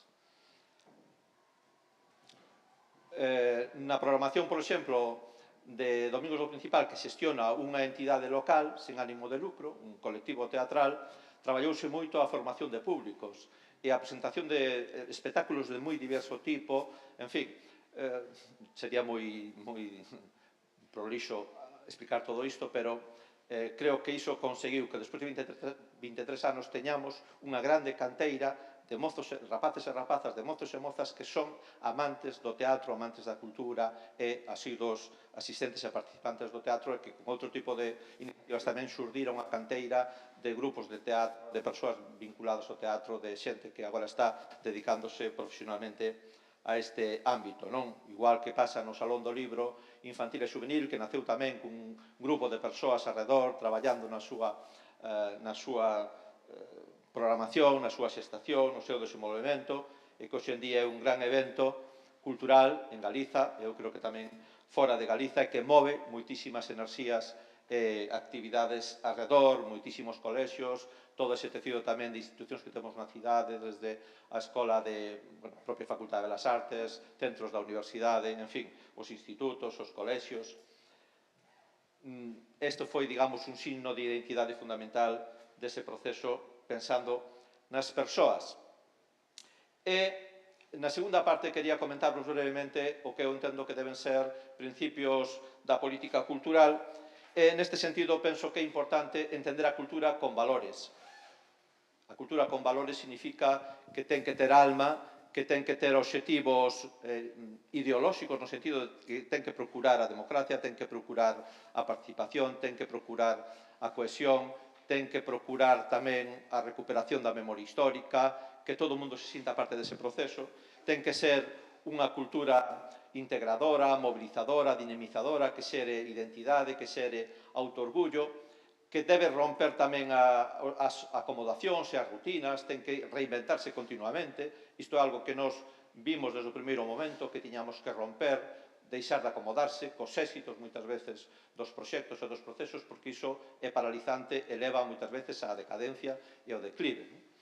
En ese sentido, na política con valores, houve un elemento tamén moi interesante, moi importante, que foi todo o que tivo que ver coa memoria histórica, coa recuperación da memoria histórica, desa memoria que estaba silenciada, e tamén de darlle protagonismo á memoria das mulleres e á óptica feminista e perspectiva de xénero en toda a política cultural da cidade, e que este foi un proceso posterior que se desenvolveu nunha segunda etapa, máis adiante, a partir do ano 2014, que é o proxecto chamado A Memoria das Mulleres, do griso ao violeta, que dou lugar tamén a moitísimas actividades, moitísimos procesos de transformación tamén do espazo público, como se pode ver, por exemplo, na ocupación do espazo público mediante actividades centradas nesta materia e tamén mediante a disputa, que falaba antes, creo que Héctor, desta cuestión, da hexemonía masculina no espazo público, mediante distintos tipos de accións, como roteiros, como actividades na rúa, como a sinalética urbana, como os nomes das rúas,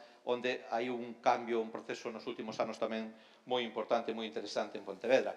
E a min gustame aquí tamén explicar o que para min é moi importante, que é a diferencia entre os proxectos e os procesos. É importante ter proxectos, ter un proxecto cultural, unha política cultural clara, un proxecto cultural claro, pero para min o importante, o determinante, o decisivo son os procesos. Os procesos quere dicir como se fan as cousas. Hai que ter boas ideas, bons proxectos, pero despois hai que ter, eu creo que é importante, a capacidade de envolver a moita xente, a un tecido social moi amplo, a moitos colectivos, a moitas entidades e moitas persoas no desenvolvemento dese proxecto cunha visión moi integral, integradora, participativa e buscando un elemento que para min é moi importante na democracia, que é a cohesión social. É dicir, que ninguén se sinta excluído, que ninguén se sinta segregado, que ninguén sinta que ese lugar non é para ele ou para ela. E penso sobre todo en grupos, en colectivos sociais que están excluídos ou que estaban excluídos da vida na cidade e que empezaron a ter espazos, lugares onde manifestarse, onde expresarse, sobre todo pola transformación do espazo público, que é o elemento determinante, decisivo, fundamental de todo o proceso.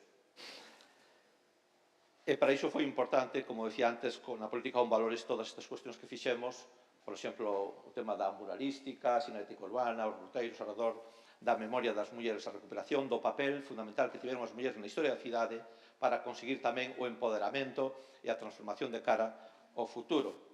E remato cunha referencia breve con respecto, bueno, aquí gustaríame tamén, se teño tempo, a facer unha breve referencia, así nunha ráfaga, a unha cuestión que me parece importante tamén, que eu entendo desde unha visión política, de responsabilidade política, que é responsabilidade do grupo político que goberna, ou dos grupos políticos que goberna, ou da corporación, definir un proxecto político e definir esas grandes liñas do proxecto político que nos analizamos xa no período previo a cando entramos no goberno, nun proceso tamén que foi participativo. E despois está a programación. Na programación entran, digamos, a xestión, os técnicos, as persoas que levan a cabo esa programación, ese proceso. E eu creo que aquí hai un grande perigo que eu sempre vin e intentei non cair nel, que é a tendencia que hai en moitos casos a que cando non hai proxecto de política xeral da cidade e de política cultural, a programación ao final cae nas mans moitas veces das empresas. Eu tamén o vivín iso, de estar recibindo continuamente ofertas de empresas que queren colocar o seu produto, lóxicamente, pero iso ao final é unha acumulación, unha sumativa que responde a intereses empresariais, pero non responde aos intereses xerais ou globais ou políticos ou como queramos chamar, que estean definidos na propia cidade. Entón, aí hai que conseguir un certo equilibrio tamén e, desde logo, o que procurábamos facer ali é buscar ou decirle ás empresas que desenvolvesen proxectos que encaixasen no noso modelo. Moitas veces os presentaban. E paso á última parte, que serían as cuestións que teñen que ver co proxecto cultural, que para min ten que cumprir ou responder ás tres funcións e dimensións que eu entendo que ten a cultura. A dimensión de identidade, que é moi importante, a dimensión social, comunitaria ou sociocomunitaria, e a dimensión económica. Na dimensión de identidade entra en xogo a identidade local, a identidade nacional, e tamén, nos últimos tempos, están entrando en xogo outras identidades, tamén aí está a batalla do feminismo, da diversidade, en fin, hai moitas cuestións que a ter en conta, pero nos inicios, para nós foi importante traballar a identidade local con esa idea de crear sentimento de orgullo e de autoestima nunha comunidade que estaba moi desvalorizada, que non se quería a si mesmo. E un dos grandes obxectivos dese proxecto político para nós era quererse como colectividade, como cidade, como comunidade, sentirse orgullosos, e iso conseguiuse por moitos destes proxectos que mencionei aquí.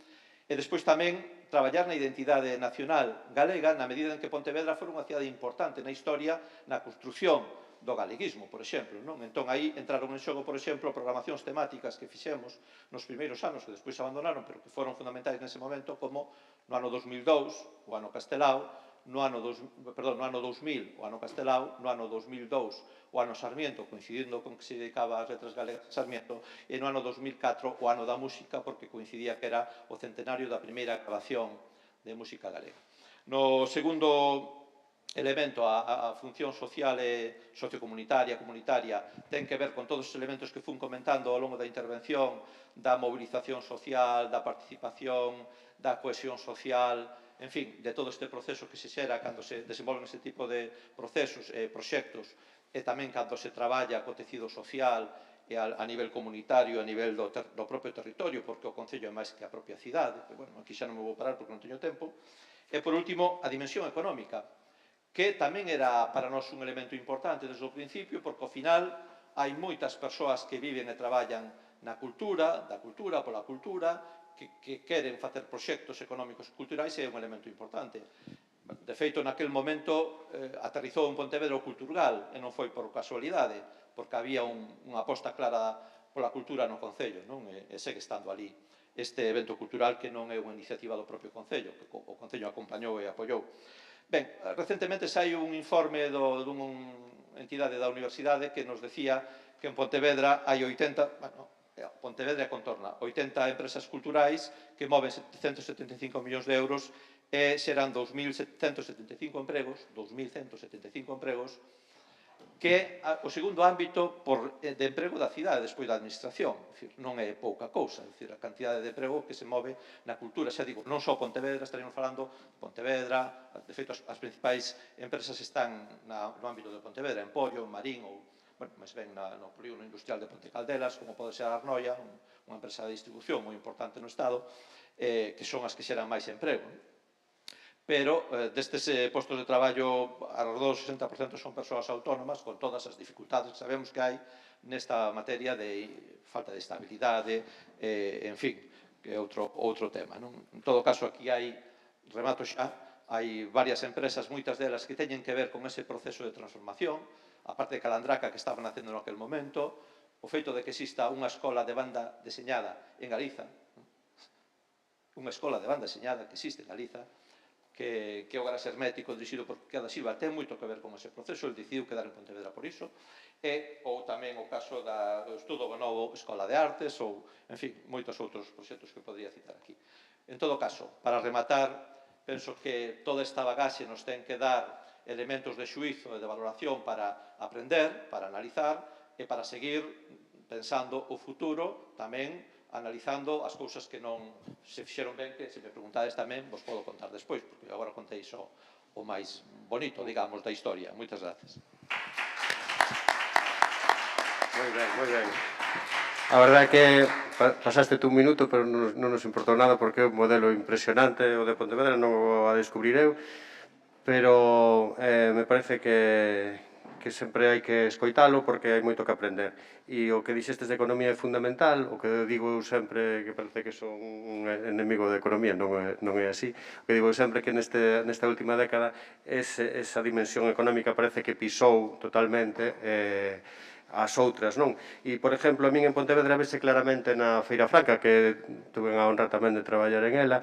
A Feira Franca, como sabedes, en un momento tamén hubo feiras medievais en moitísimos vilas e povos de Galicia, pero a diferencia é que a Feira Franca se construiu desde a xente, desde a participación cidadá, desde os colectivos, e ese é o que lle dá a súa potencia, a súa diferenciación. Despois viñeron esas empresas levantinas que nos viñan a vender a cada un dos concellos paquetes impersoais que tanto podían ser medievais como piratas, como de calquera outra temática, simplemente cambiando un pañuelo, e iso é a diferencia para min a diferencia do que podemos facer os técnicos tamén. Eu, cando decía ao principio que quería traballar, a miña ansia actual é traballar en unha dirección que teña esa política de valor que decía Bará, que non é máis que a cultura sustentable, que despois nos vai explicar Encarna Lago. Eu, por exemplo, quero escoller facer unha festa dese estilo da Feira Franca. E cando ven unha empresa e propón, ou un concelleiro, unha concelleira, e quere contratar un paquete xa feito, impersonal, como estos das empresas levantinas, eu creo que a nosa obriga é intentar boicotear eso, decir que no, e se non decir que no, intentar que eso non saia.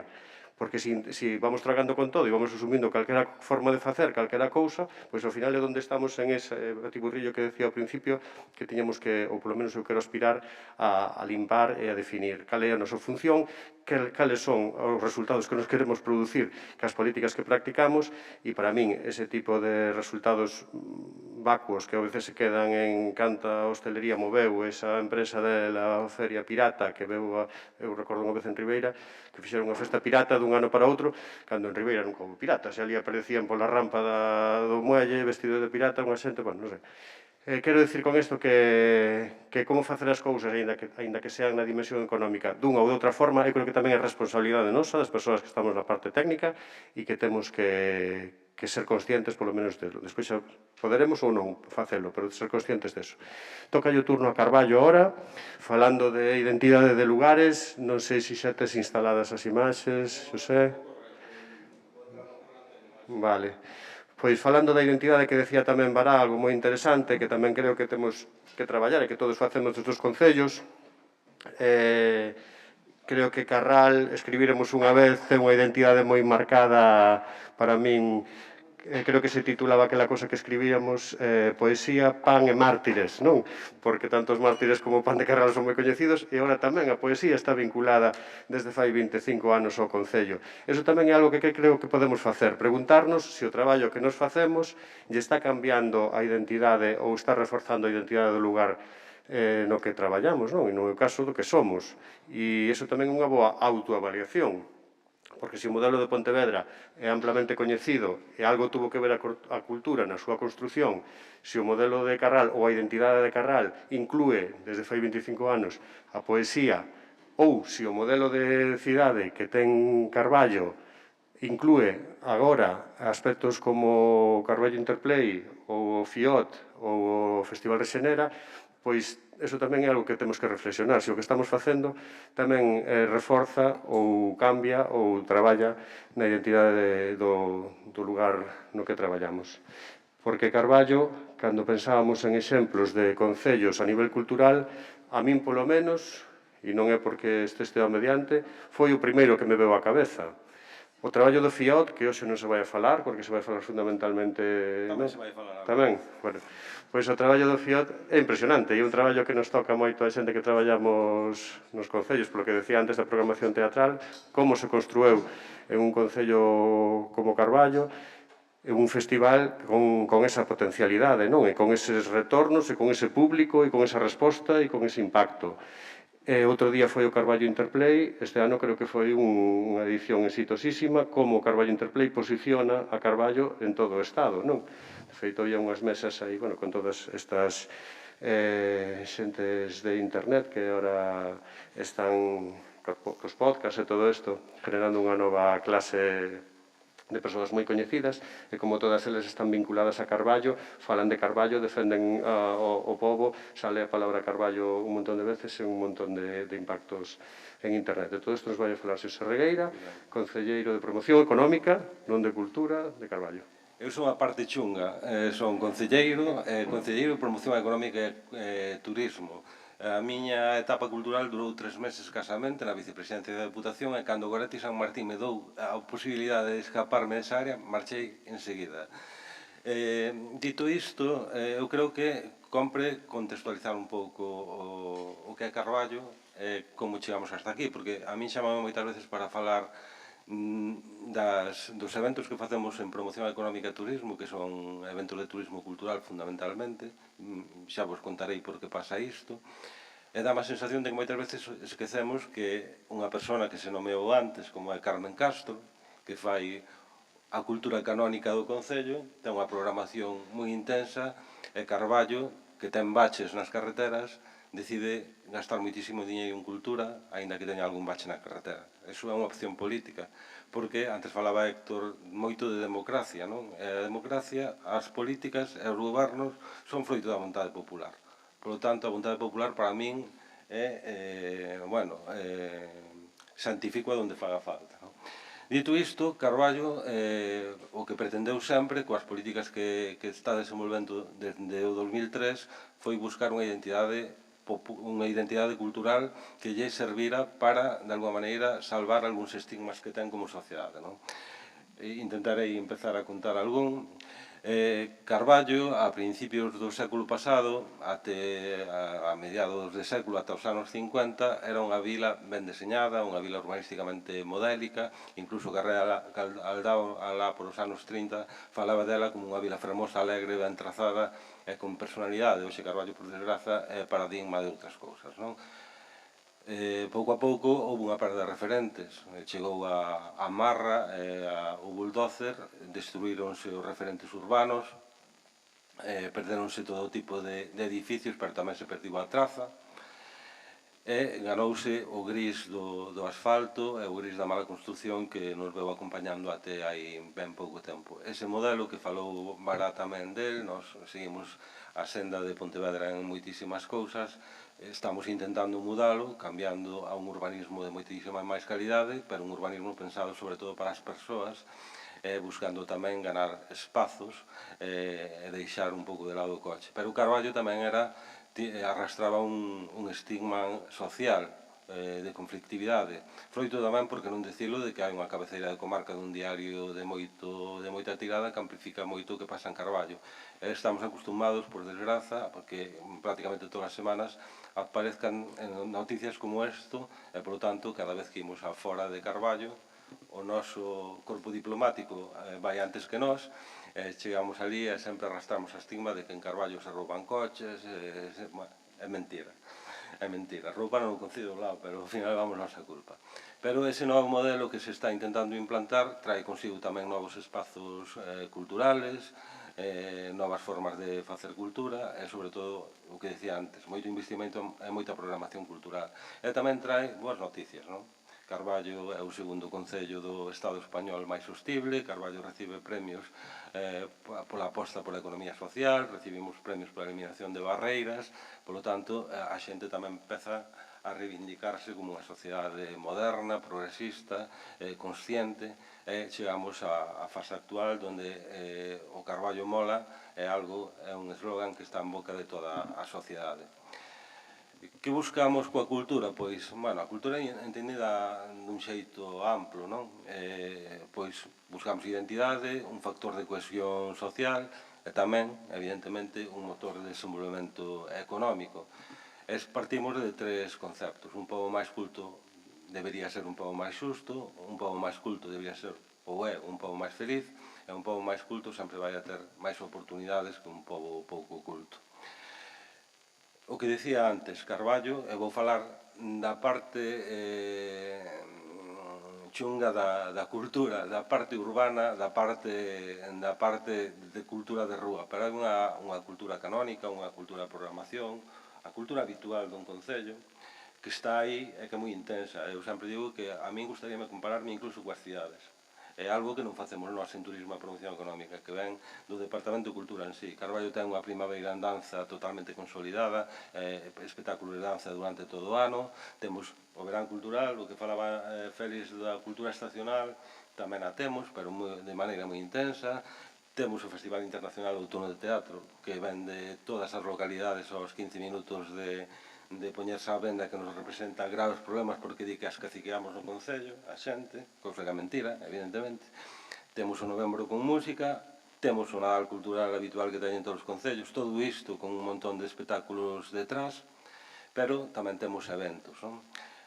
Temos moito rock and roll, nós somos un concello que procuramos ser modernos e temos unha sociedade afortunadamente aínda normal, con moita máis xente xoven.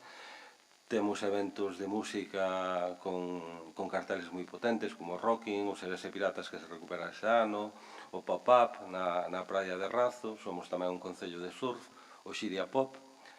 Temos unha praza dos libros que xestionamos en promoción económica porque entendemos que o sector do libro é un sector tamén económico e, polo tanto, ten que estar no noso lado. E na biblioteca facemos cousas como os Curruncho Pops.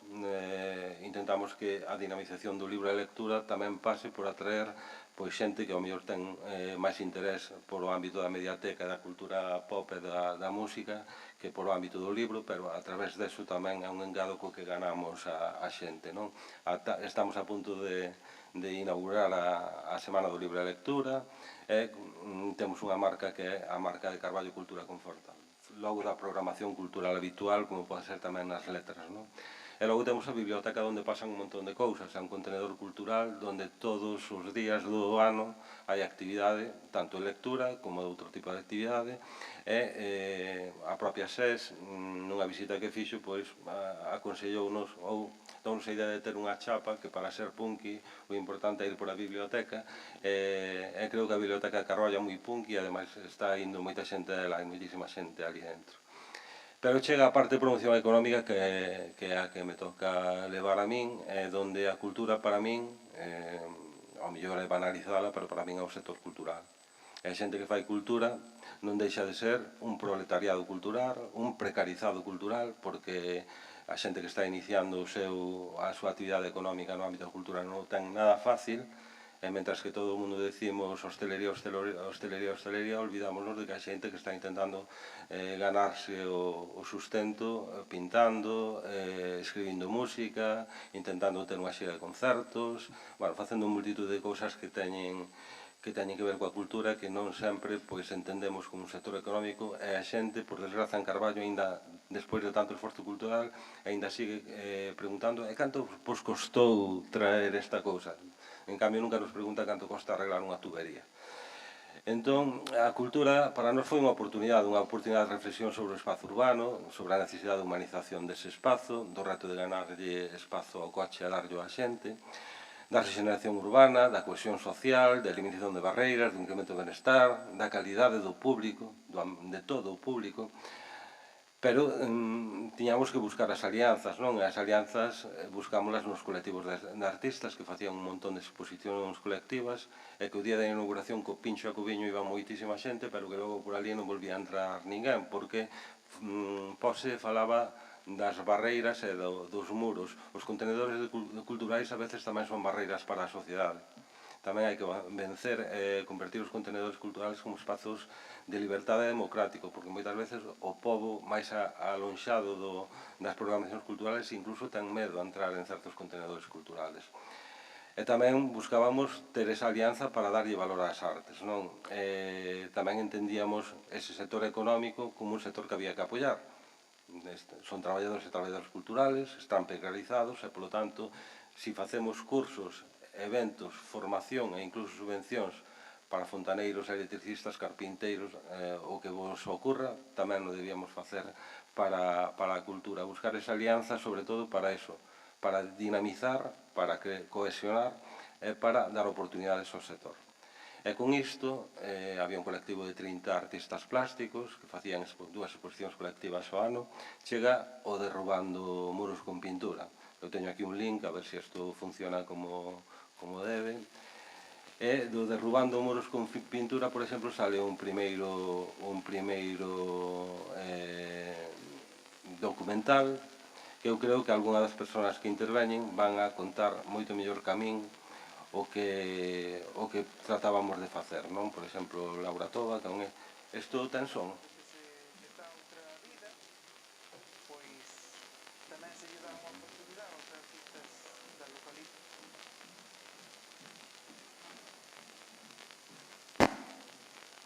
Ahora sí, aquí debería ser, a ver. Bueno, aparte de poder darte a conocer, sobre todo dar Carballo a conocer de outra forma, dunha forma máis cultural, pois iso parece moi positivo, e despois que nos podamos promocionar e que ainda por riba que se nos pague por facer algo que nos gusta e que sea do noso, pois pareceme unha moi boa iniciativa.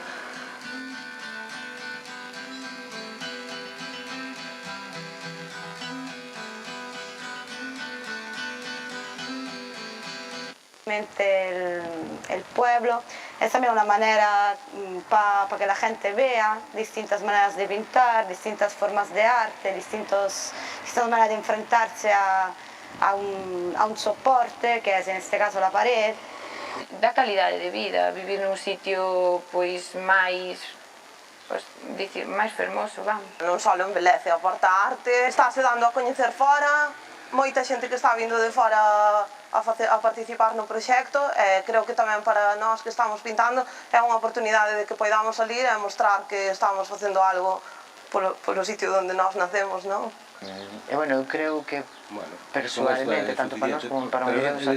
Creo que se explica moi ben. Primeiro, o valor económico do seu traballo, a oportunidade de mellorar co seu traballo tamén a vila, e tratalos realmente como eu creo que se merecen, non? Como un sector económico como tal.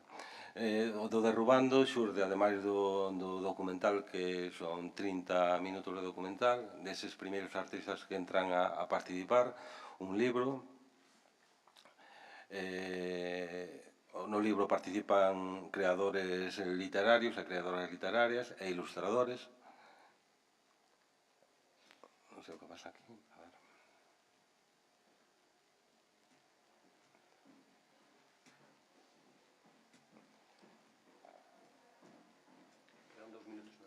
Quédame 2 minutos, non me chega nada isto, non? Bueno, saen libros de colorear para os nenos e as nenas. Nazo Rexenera Fest, que é un festival internacional que dá valor ao resto do programa de arte urbana, xa non vou poñer nada. Temos un mapa de murais na vila, agora son en torno a 100 obras as que están colocadas, e pódense ver nun mapa interactivo que a xente pode visitar, mirar que non pintou, facer recorridos, etc. E poñer en valor tamén aos nosos propios artistas, non? Traballamos co FIOT.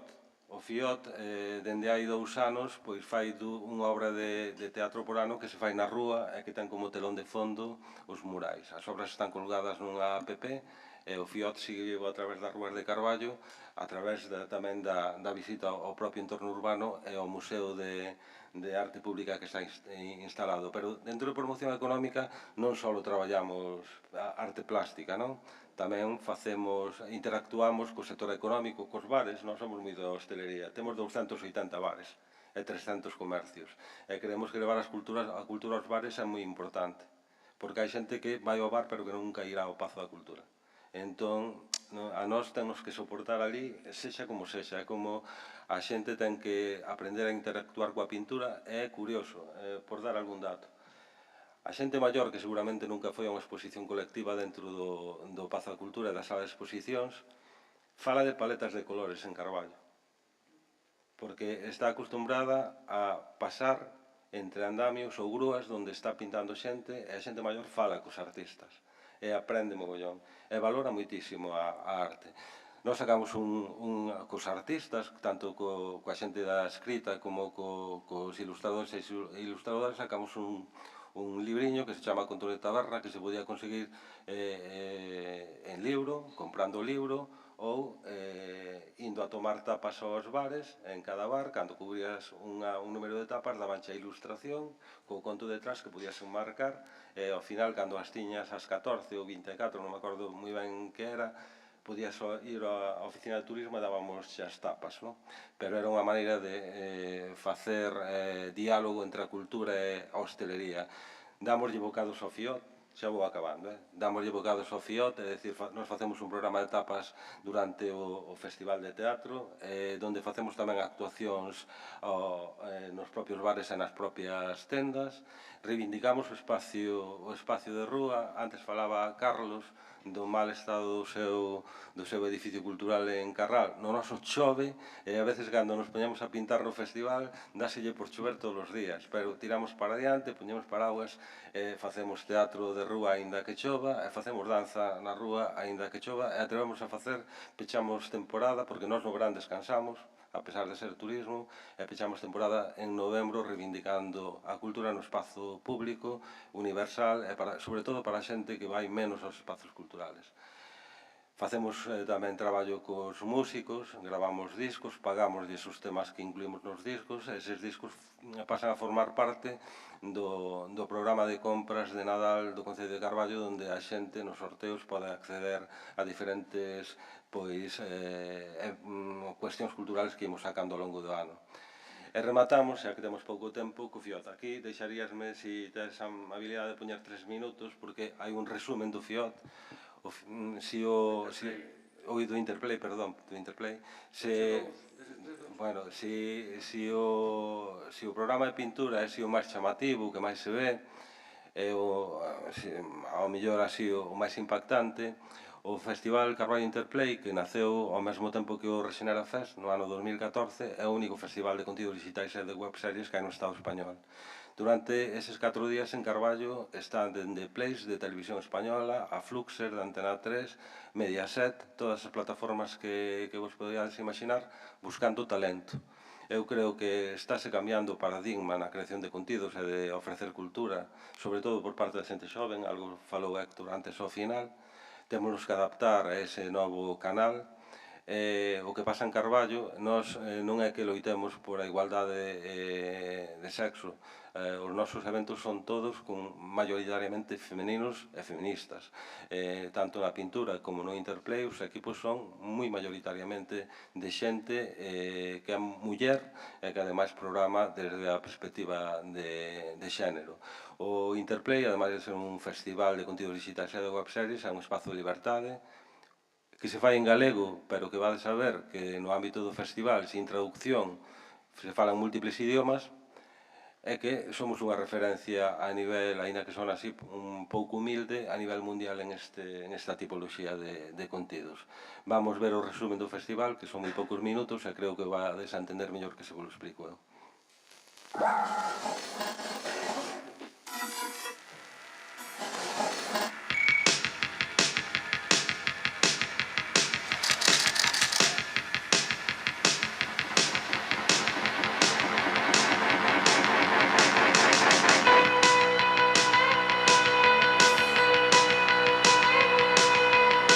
razón, no tenía que haber hecho esta fiesta. Es que las redes sociales han democratizado precisamente muchos de los contenidos y el hecho de que podamos hacerlo a través de esta vía digital, creo que por una parte podemos llegar a más gente, más libertad, y por otra parte una disponibilidad del programa para que lo consumas cuando puedas y quieras. É moi guai do Interplay ter un espacio físico onde encontrarse xente que xeralmente traballa na rede. Estás moi ben, increíble. Además, desde hace mucho tiempo yo creo que es un festival de referencia y sobre todo al final vibrar con la gente, que eso es lo más bonito que existe. Falamos con youtubeiros, con tiktokers, coa xente máis guai da rede. Pasárselo bien con gente a la que admiras o gente a la que quieres, al final es realmente la parte más divertida, ¿no? Además de el encuentro con el público siempre es una cosa muy gratificante.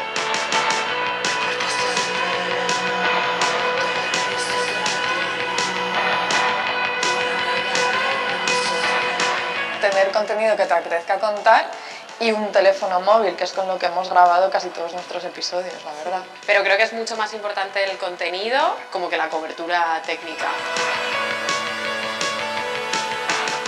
la gente está dándose cuenta de que el podcast es una manera muy importante o muy interesante, ¿no? de descubrir nuevas audiencias.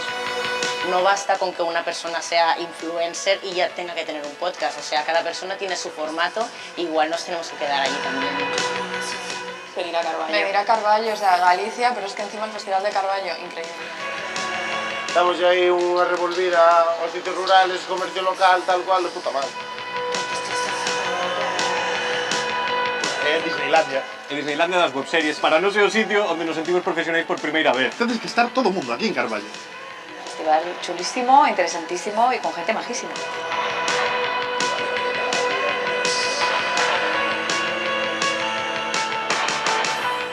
Poder presentar no Interplay dache con unha proxección enorme dentro dos contidos digitais, que iso sí que non existe en moitos outros lugares. Este festival, toda la gente que mola va a Carballo y esto me lleva pasando un tiempo, entonces estaba loca porque me invitara. Ha sido precioso, yo creo que ha sido como emotivo, pero luego también ha sido como reivindicativo y también pues muy reflexivo, o sea que creo que ha sido especial. Xente nova que se anima a facer contido que se anime tamén a que sexan galegos. Sexa música, sexa podcast, sexa cine. E o resto de traballalo, rodalo, e a sorte influye bastante. E como creador, pues, sempre dis, vou facer o que me guste, tal, pero bueno, a veces tamén fai falta pensar na xente destinataria dese produto. Digo choe. Te lo digo yo. La verdad que rajar es una cosa, a mí me gusta, no sé a ti. Rajar mola, rajar mola. Está muy bien y hemos sentido libertad total para decir lo que quisiéramos. Y el público muy on fire y a tope. Sí, está muy guay.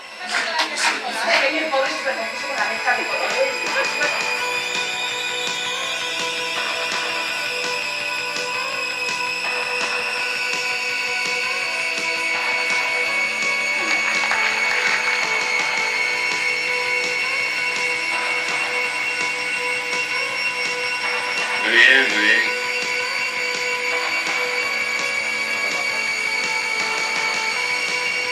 Bienvenidos al Carballo Interplay, que van a hacer 10 años. Si ha sido guay hasta ahora, el 10º aniversario te lo puedes perder. Vamos, yo vengo del público, ¿tú vienes? Totalmente. Y si no podéis verlo en streaming, pero es importantísimo Carballo en vuestras vidas. Tal como tal cosa, cualquier día acaba su mundo. Vente. Os animo a que no os perdáis Carballo Interplay el año que viene, porfa, que este sitio es especial, es mágico. ¡Mua!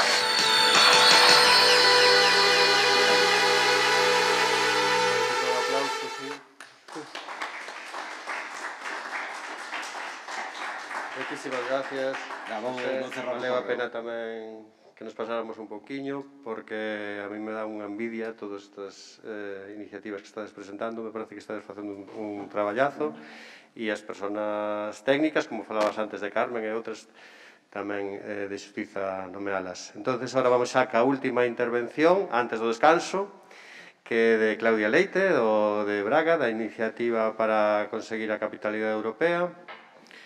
Aquí presentaría moito mellor Sergio Lago, que foi o contacto, pero do que se trata de ver un modelo portugués tamén, porque Portugal é esa realidade que temos tan cercana e ao mesmo tempo tan lonxe, porque non hai coñecemento de moitas veces de como traballan os veciños e as veciñas portuguesas, estando a veces quedándonos máis fácil ir a traballar a Portugal ou máis cerca que poder facelo a Ribadeo ou outros lugares que están dentro do propio país. Entonces nos parece interesantísimo sempre coñecer experiencias portuguesas, teñen moitísimo que contarnos.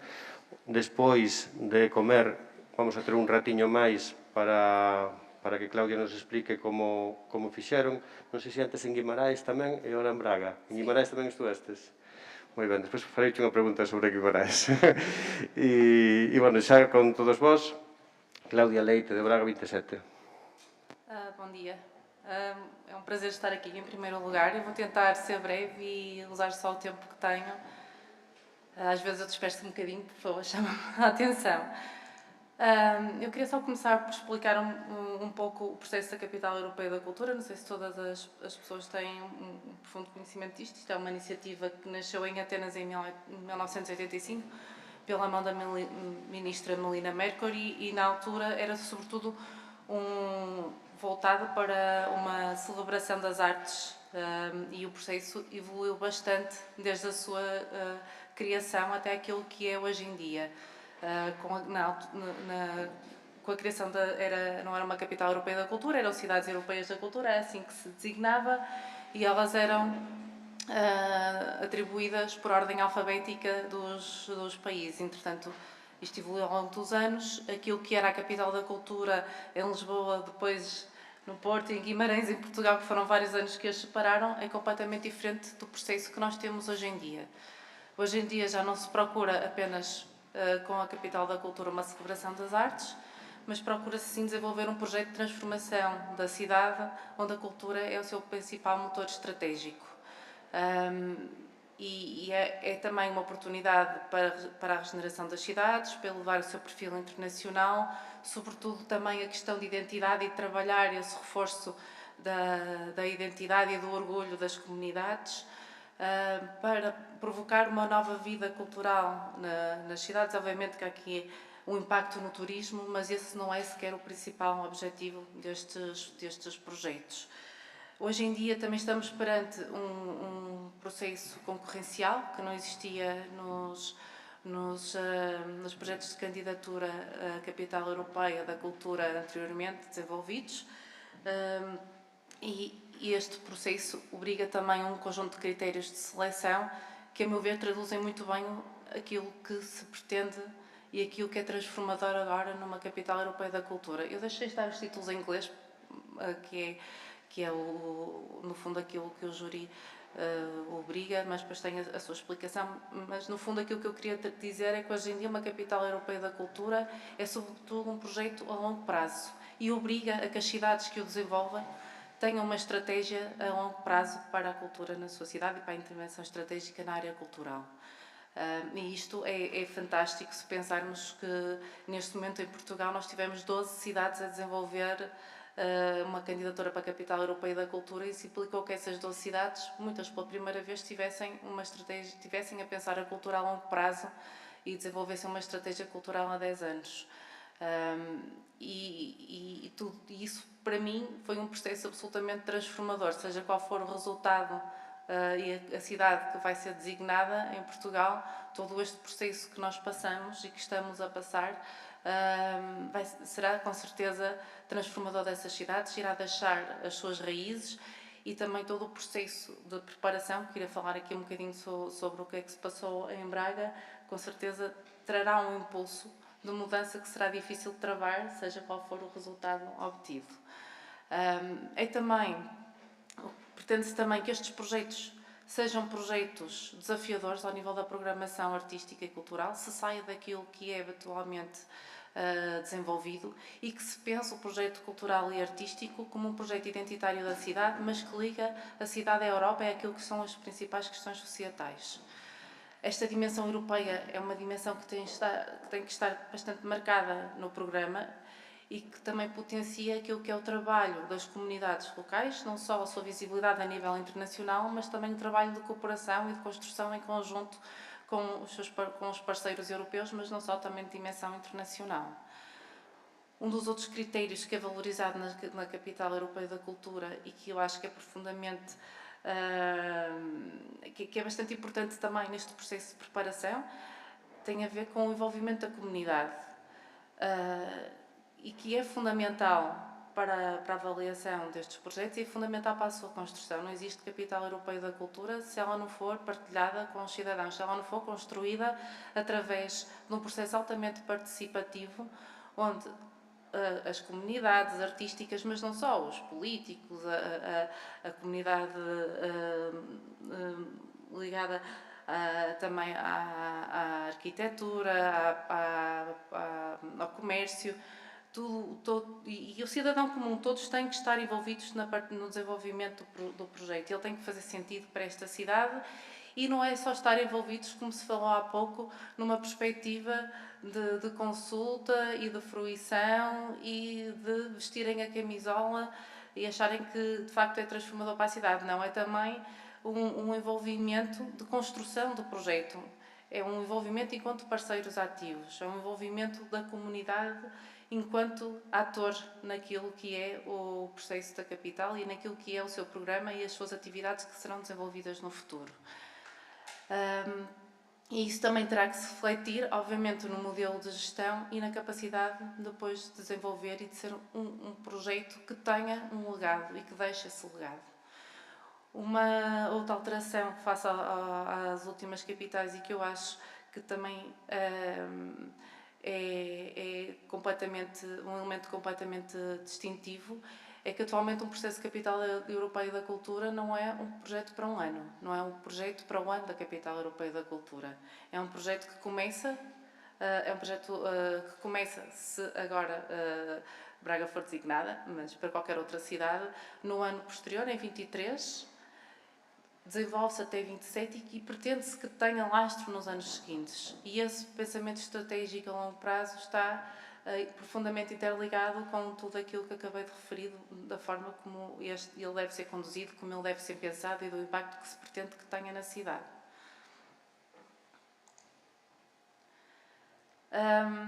Nós estamos mais próximos de 2027, de facto já demos grandes passos no processo.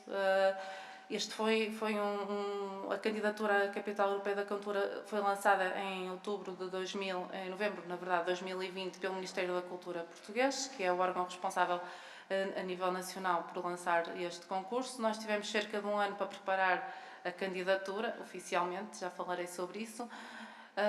As candidaturas foram entregues em novembro de 2021 e no início deste ano, em março, um bocado, poderia ter sido mais cedo, mas um bocado por causa de todas as questões políticas e das eleições que ocorreram no início do ano, nós tivemos uma apresentação ao júri internacional em março deste ano e das 12 cidades candidatas, 4 foram selecionadas para passar à segunda fase do processo de candidatura: Braga, Évora, Aveiro e Ponta Delgada.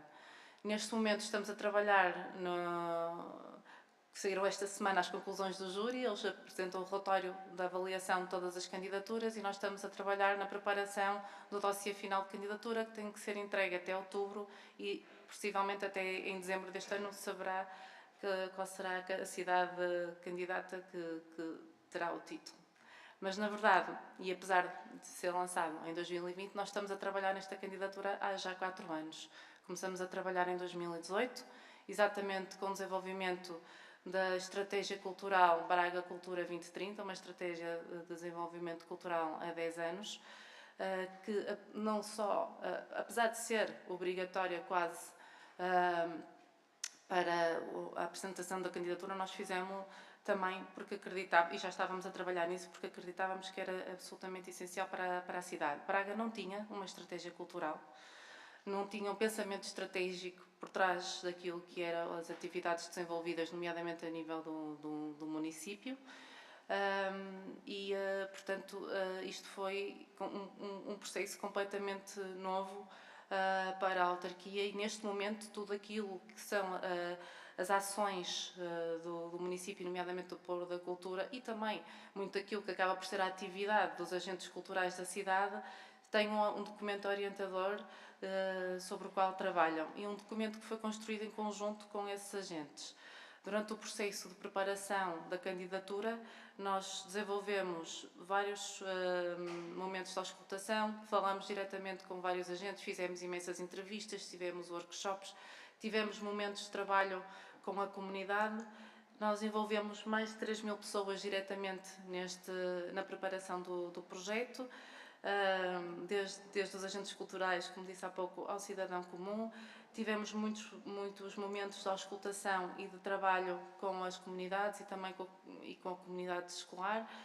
Procuramos levar também tudo aquilo que era o desenvolvimento do processo à sociedade civil e desenvolvendo o pensamento que ia sendo criado ao longo do trabalho de uma primeira fase da estratégia e depois da candidatura, com sessões de apresentação pública, com momentos de debate, com momentos também de recolha de contributos.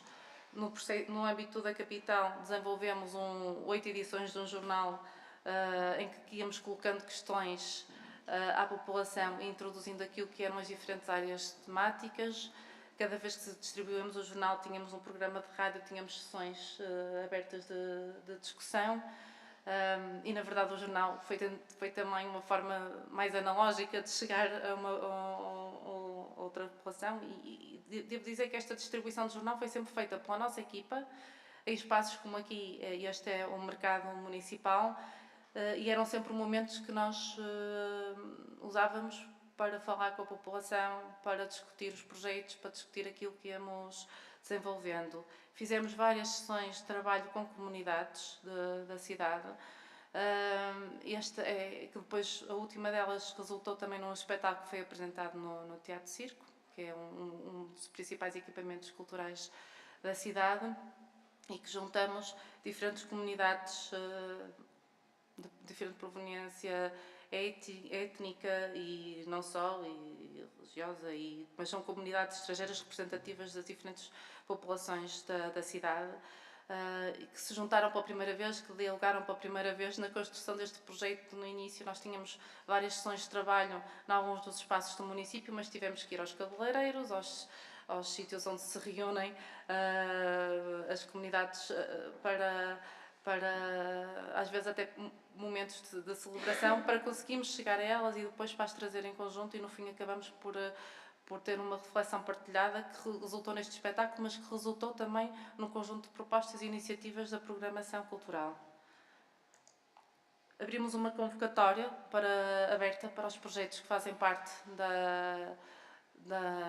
do nosso dossiê e que não esgotam, no fundo, o projeto da Capital Europeia da Cultura. Neste momento, aquilo que é o nosso dossiê de candidatura, que está disponível no nosso site, tem cerca de 50 projetos.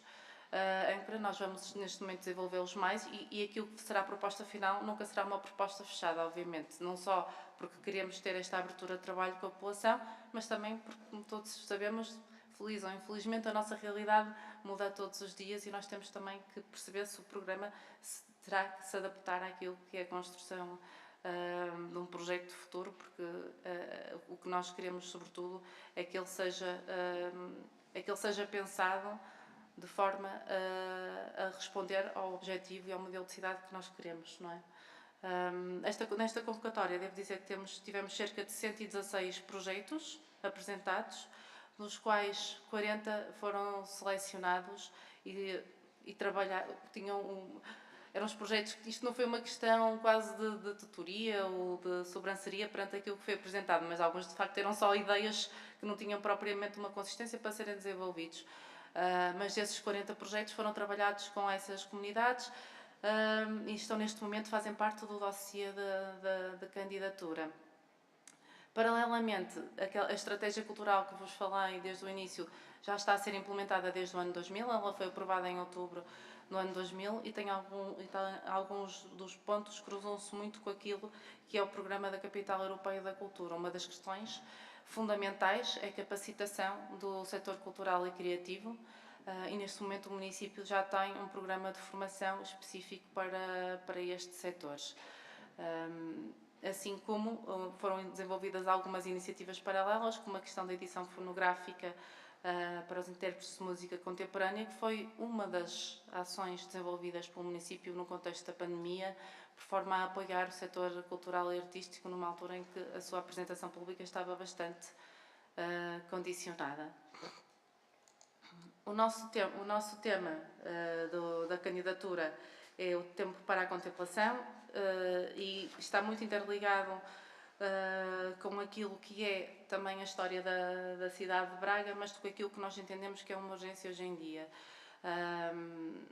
Há uma profunda desconexão das pessoas neste momento com a sua comunidade, com a sua relação com a cidade, com os outros, consigo próprios até, e com o ambiente. Então percebemos que há uma necessidade de parar, de refletir, de termos espaço para pensar sobre todas estas desconexões, de criarmos comunidades que promovem este trabalho cultural e que são eles efetivamente atores ativos, de promover a democracia, a cidadania, a participação ativa também através da cultura, e de promover de certa forma esta reflexão também através de um processo, eu diria quase de espiritualidade, de tempo para esta reflexão interna e para a produção de conhecimento, e que obviamente nós brincamos aqui com o Contemplation Action, que é ou contemplação, que é termos primeiro um tempo de reflexão para depois obviamente agirmos em consonância com aquilo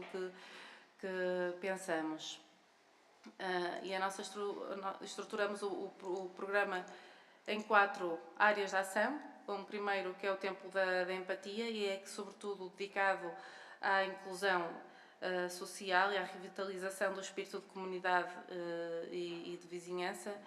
Um tempo de deambulação que é dedicado à reconexão com o nosso corpo, com o meio ambiente e também com os caminhos que nos levam à Europa.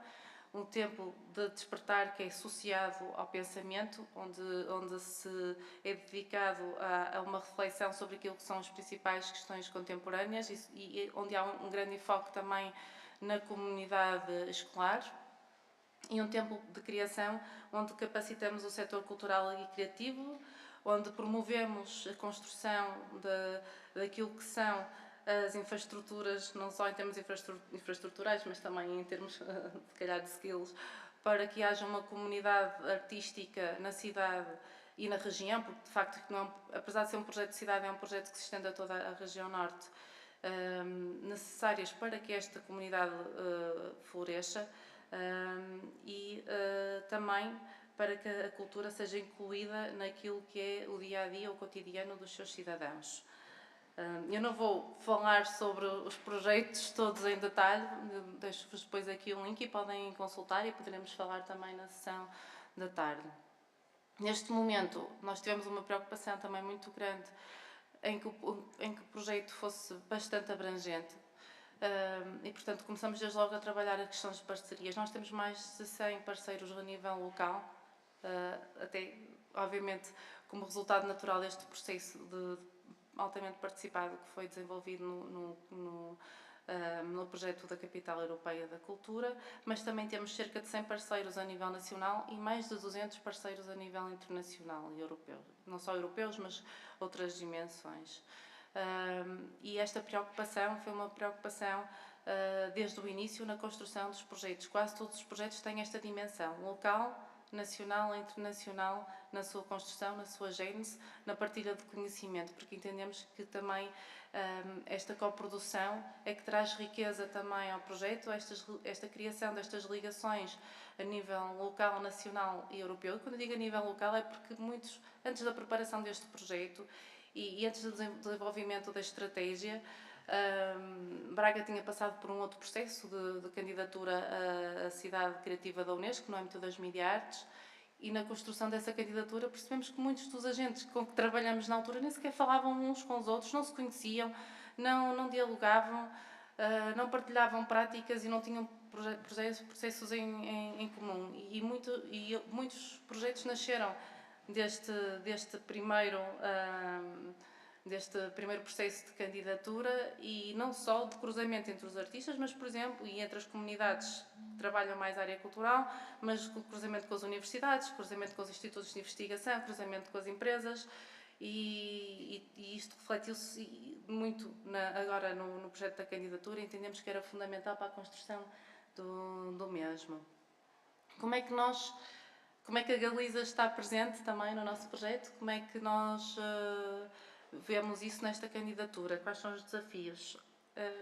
Em primeiro lugar, um dos grandes legados que queremos deixar com a candidatura é a criação de uma nova agenda regional, e quando eu falo de regional é região Norte e Galiza, Norte de Portugal e Galiza, criar uma agenda regional transfronteiriça no âmbito do audiovisual e do mídia. E porquê esta área?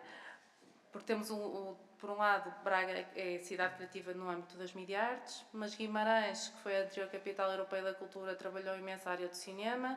Há no região norte de Portugal, muitas cidades que trabalham animação, muitas cidades que trabalham projetos de produção audiovisual. E temos esta ligação à Galiza, não é? E ao cluster audiovisual da Galiza, que nos parece que é fundamental para criarmos aqui uma nova dinâmica e uma afirmação quase desta região, nesta área que está a trabalhar de forma integrada. E pensamos que seria uma forma de unir o legado de projetos anteriores àquilo que estamos a fazer atualmente e que também é transversal às duas regiões. Para isso, temos já alguns projetos em curso na candidatura, um deles é o Contemplaction, que é uma plataforma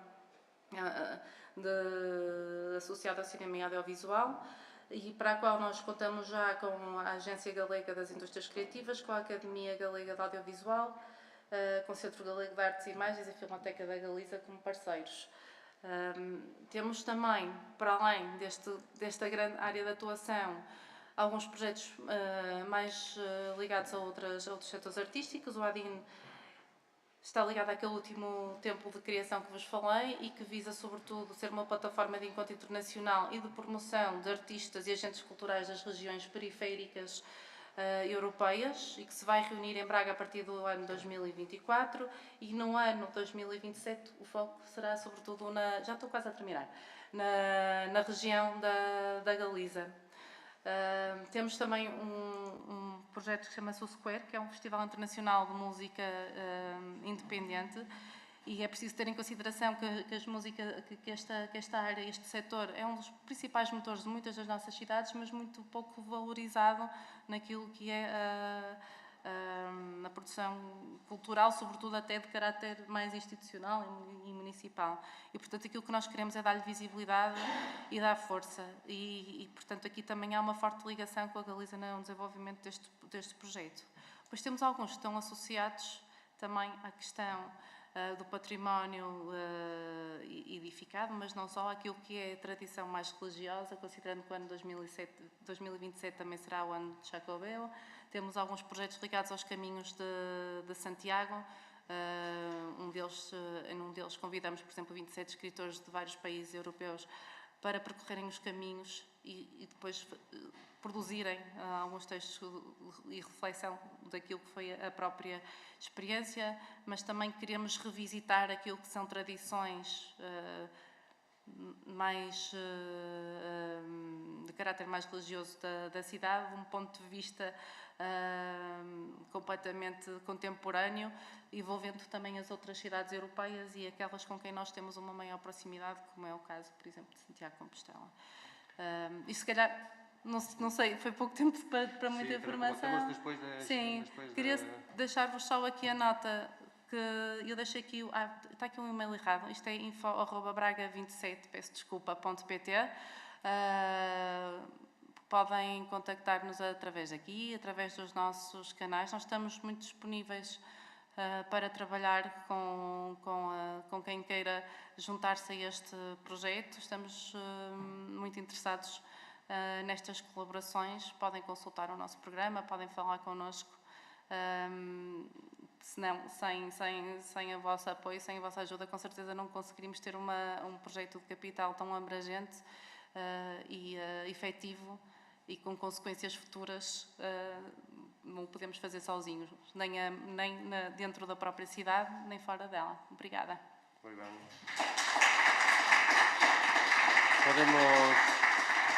Podemos continuar agora nestes 10 minutos de descanso que vamos a ter, 10-15 minutos de descanso, podedes tamén falar con ela, e ela vai se quedar despois de comer, despois de xantar, non lle podo decir, porque tu sei unha confusión que a palabra xantar, despois do almoço, non? Non podes, agora já sei.